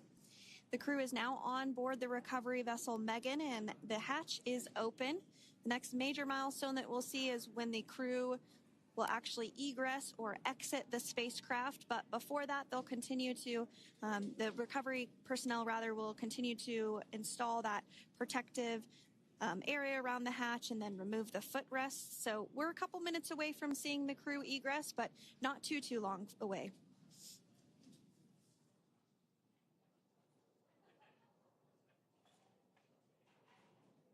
We'll probably see those footrests being handed out here in the near future, as I mentioned before. Oh, of course, we got to get a well-documented photo of the moment. Although we can't see it from here, I'm pretty sure there are 4 smiles on board right now. And we did hear that report out from the commander, Nick Hague, following Splashdown, that there were four smiles as far as he could see. Yeah, capsule full of grins. Now, generally speaking... And there we do see Crew 9, some happy waves, smiles all around back on Earth.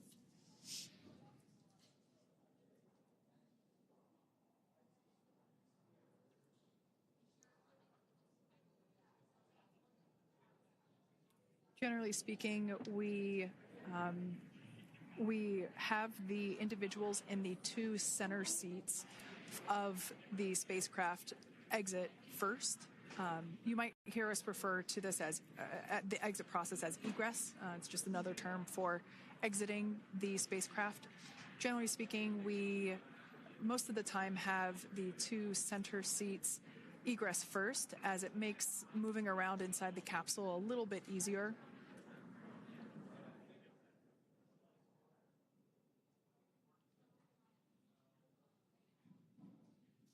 We can see the tablets that were previously located on the upper leg of the crew members. We can see those being handed out to the recovery team. Those were taken off prior to the entry phase, to spacecraft reentry.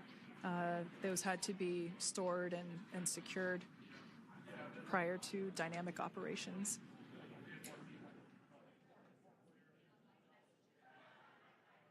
It looks like we are starting to see the footrests also be removed. I just saw one there on the screen.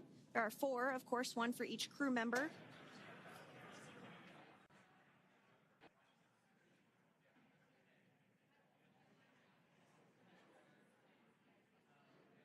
Those footrests are made out of carbon fiber and are actually sized appropriately for each crew member, as everybody has different measurements and different leg lengths. Same goes for the armrests and the bucket length of each seat. We size those appropriately for the crew members and to ensure their comfort and safety. I believe we just saw the little ramp that is used to help slide the crew members out from inside the spacecraft. And once the crew does exit Dragon Freedom, they will be placed on to a stretcher to go to a medical bay for medical checkouts. This is standard procedure for all Dragon spacecraft flights that Splashdown crewed, as well as for our Soyuz spacecraft that land in Kazakhstan.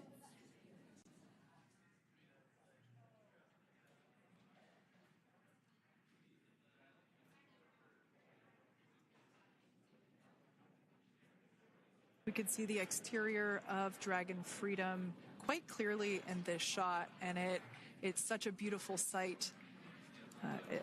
I personally prefer the capsule when it has some of that charring from atmospheric reentry. It is the signature sign of a capsule that has returned to Earth.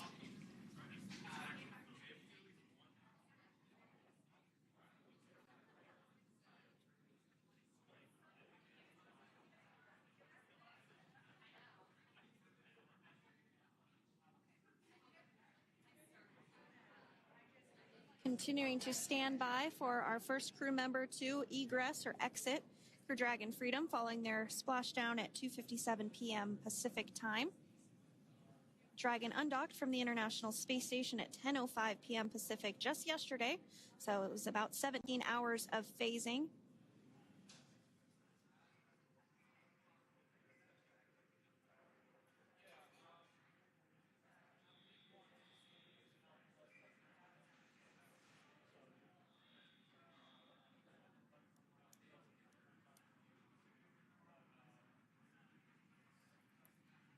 And while on board the International Space Station, Crew 9 contributed to 900 hours of science, over 150 research experiments and investigations, making great use of the microgravity lab of the International Space Station, which celebrates 25 years of continuous human presence this November.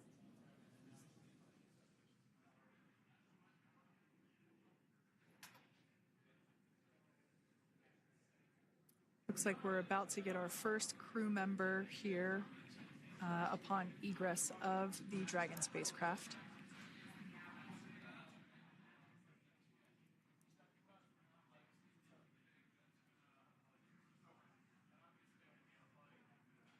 So we are standing by for that egress.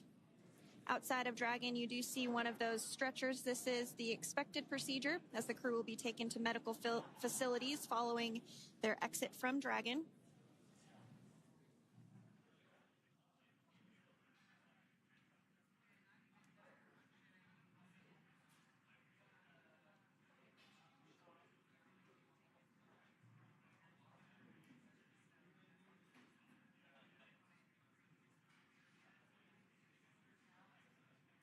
We can see folks on board clapping as our first crew member.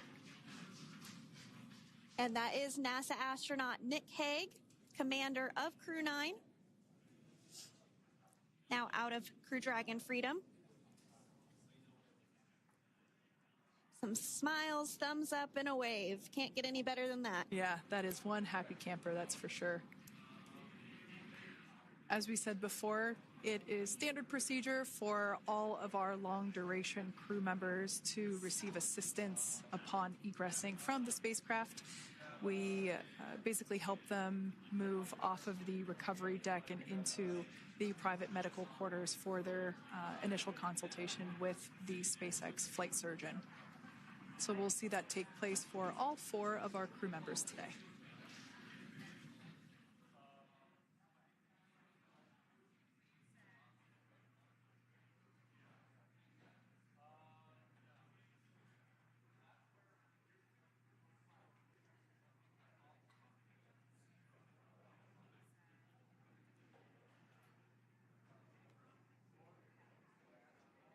And we are standing by for the next crew member to exit Freedom.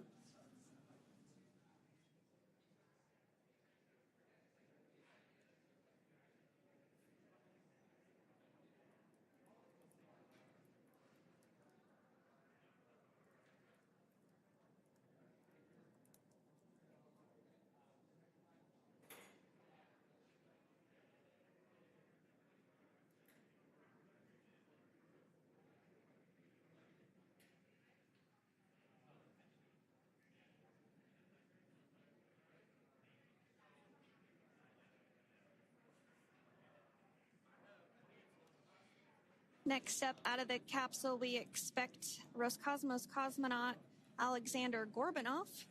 His first space flight. Spent 171 days in space alongside NASA astronaut Nick Hague. Looks like we're getting some cheers and clapping on board as Alexander is slid down the little ramp and placed into the mobility aid. Once again, big smile.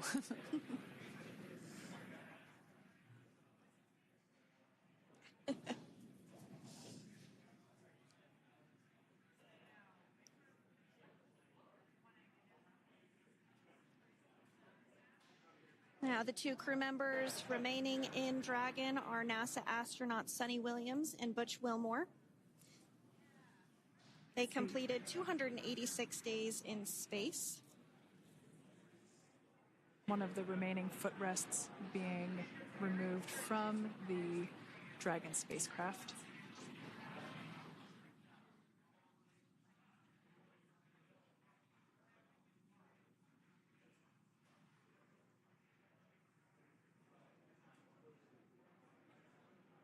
As I said before, we generally try to have the crew members that are located in the two center seats aboard Dragon, and we like to have them egress first if possible, as it creates a little bit more movable working room inside the spacecraft. There is a recovery crew member inside that is helping all of our Crew 9 crew egress or exit from the spacecraft.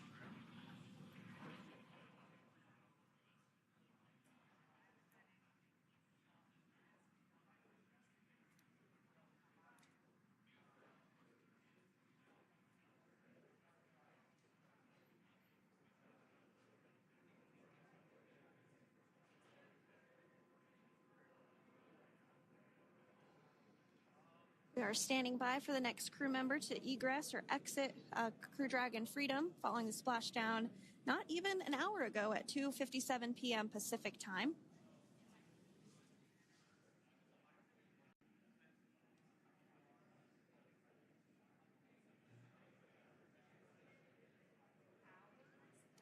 Really have the recovery operations down pretty quick at this point. Yeah, it's pretty incredible to think that, just 5 years ago when we were doing the initial demonstration missions of the Dragon for Crew Dragon, that now we're under about 30 minutes for, to retrieve the spacecraft from the water, and just several minutes here while it's been on board, and to get everyone, really to get that side hatch open.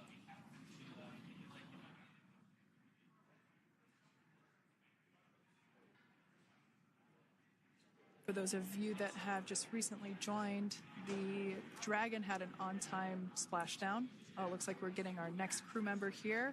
That is none other than Suni Williams. Big smile, big waves. She, like her other crew members, now will be assisted onto the mobility aid.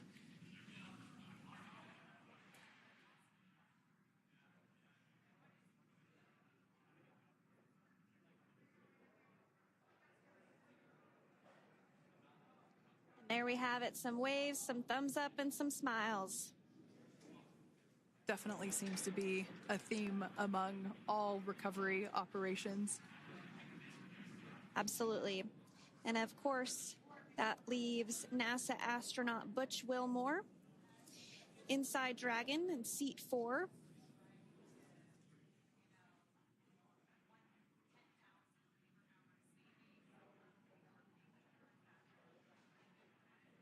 We're getting some views of him now as he egresses or exits the spacecraft.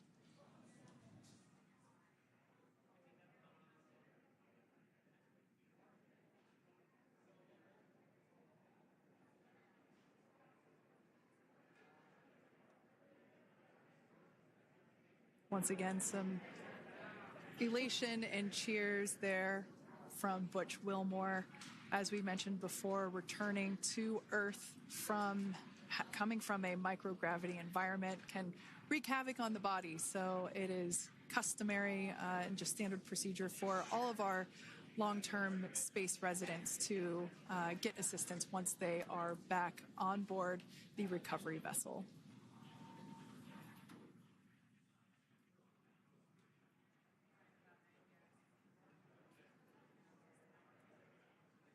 Well, now that Nick, Butch, Suni, and Alexander are safely back home on Earth and getting checked out by the NASA medical team, we're going to wrap up our live coverage of their return. The Crew 9 mission began a little differently than usual since Butch Wilmore and Suni Williams were already aboard the space station when Nick Hague and Alexander Gorbanoff arrived on the Crew 9 spacecraft in September. Having arrived as the crew flight test crew for Starliner, Wilmore and Williams were fully incorporated into the space station's Expedition 72 team and began research and other work aboard the station along with the other crew members. Williams commanded the orbiting laboratory for much of the expedition. After a successful liftoff and separation from Falcon 9, Nick and Alexander made a short flight on board Dragon to the International Space Station. Veterans of long-duration space station missions, both Williams and Wilmore conducted spacewalks during their 9 months in space. Like all crews on the station, Crew 9 had the ability to leave at any point had there been an emergency.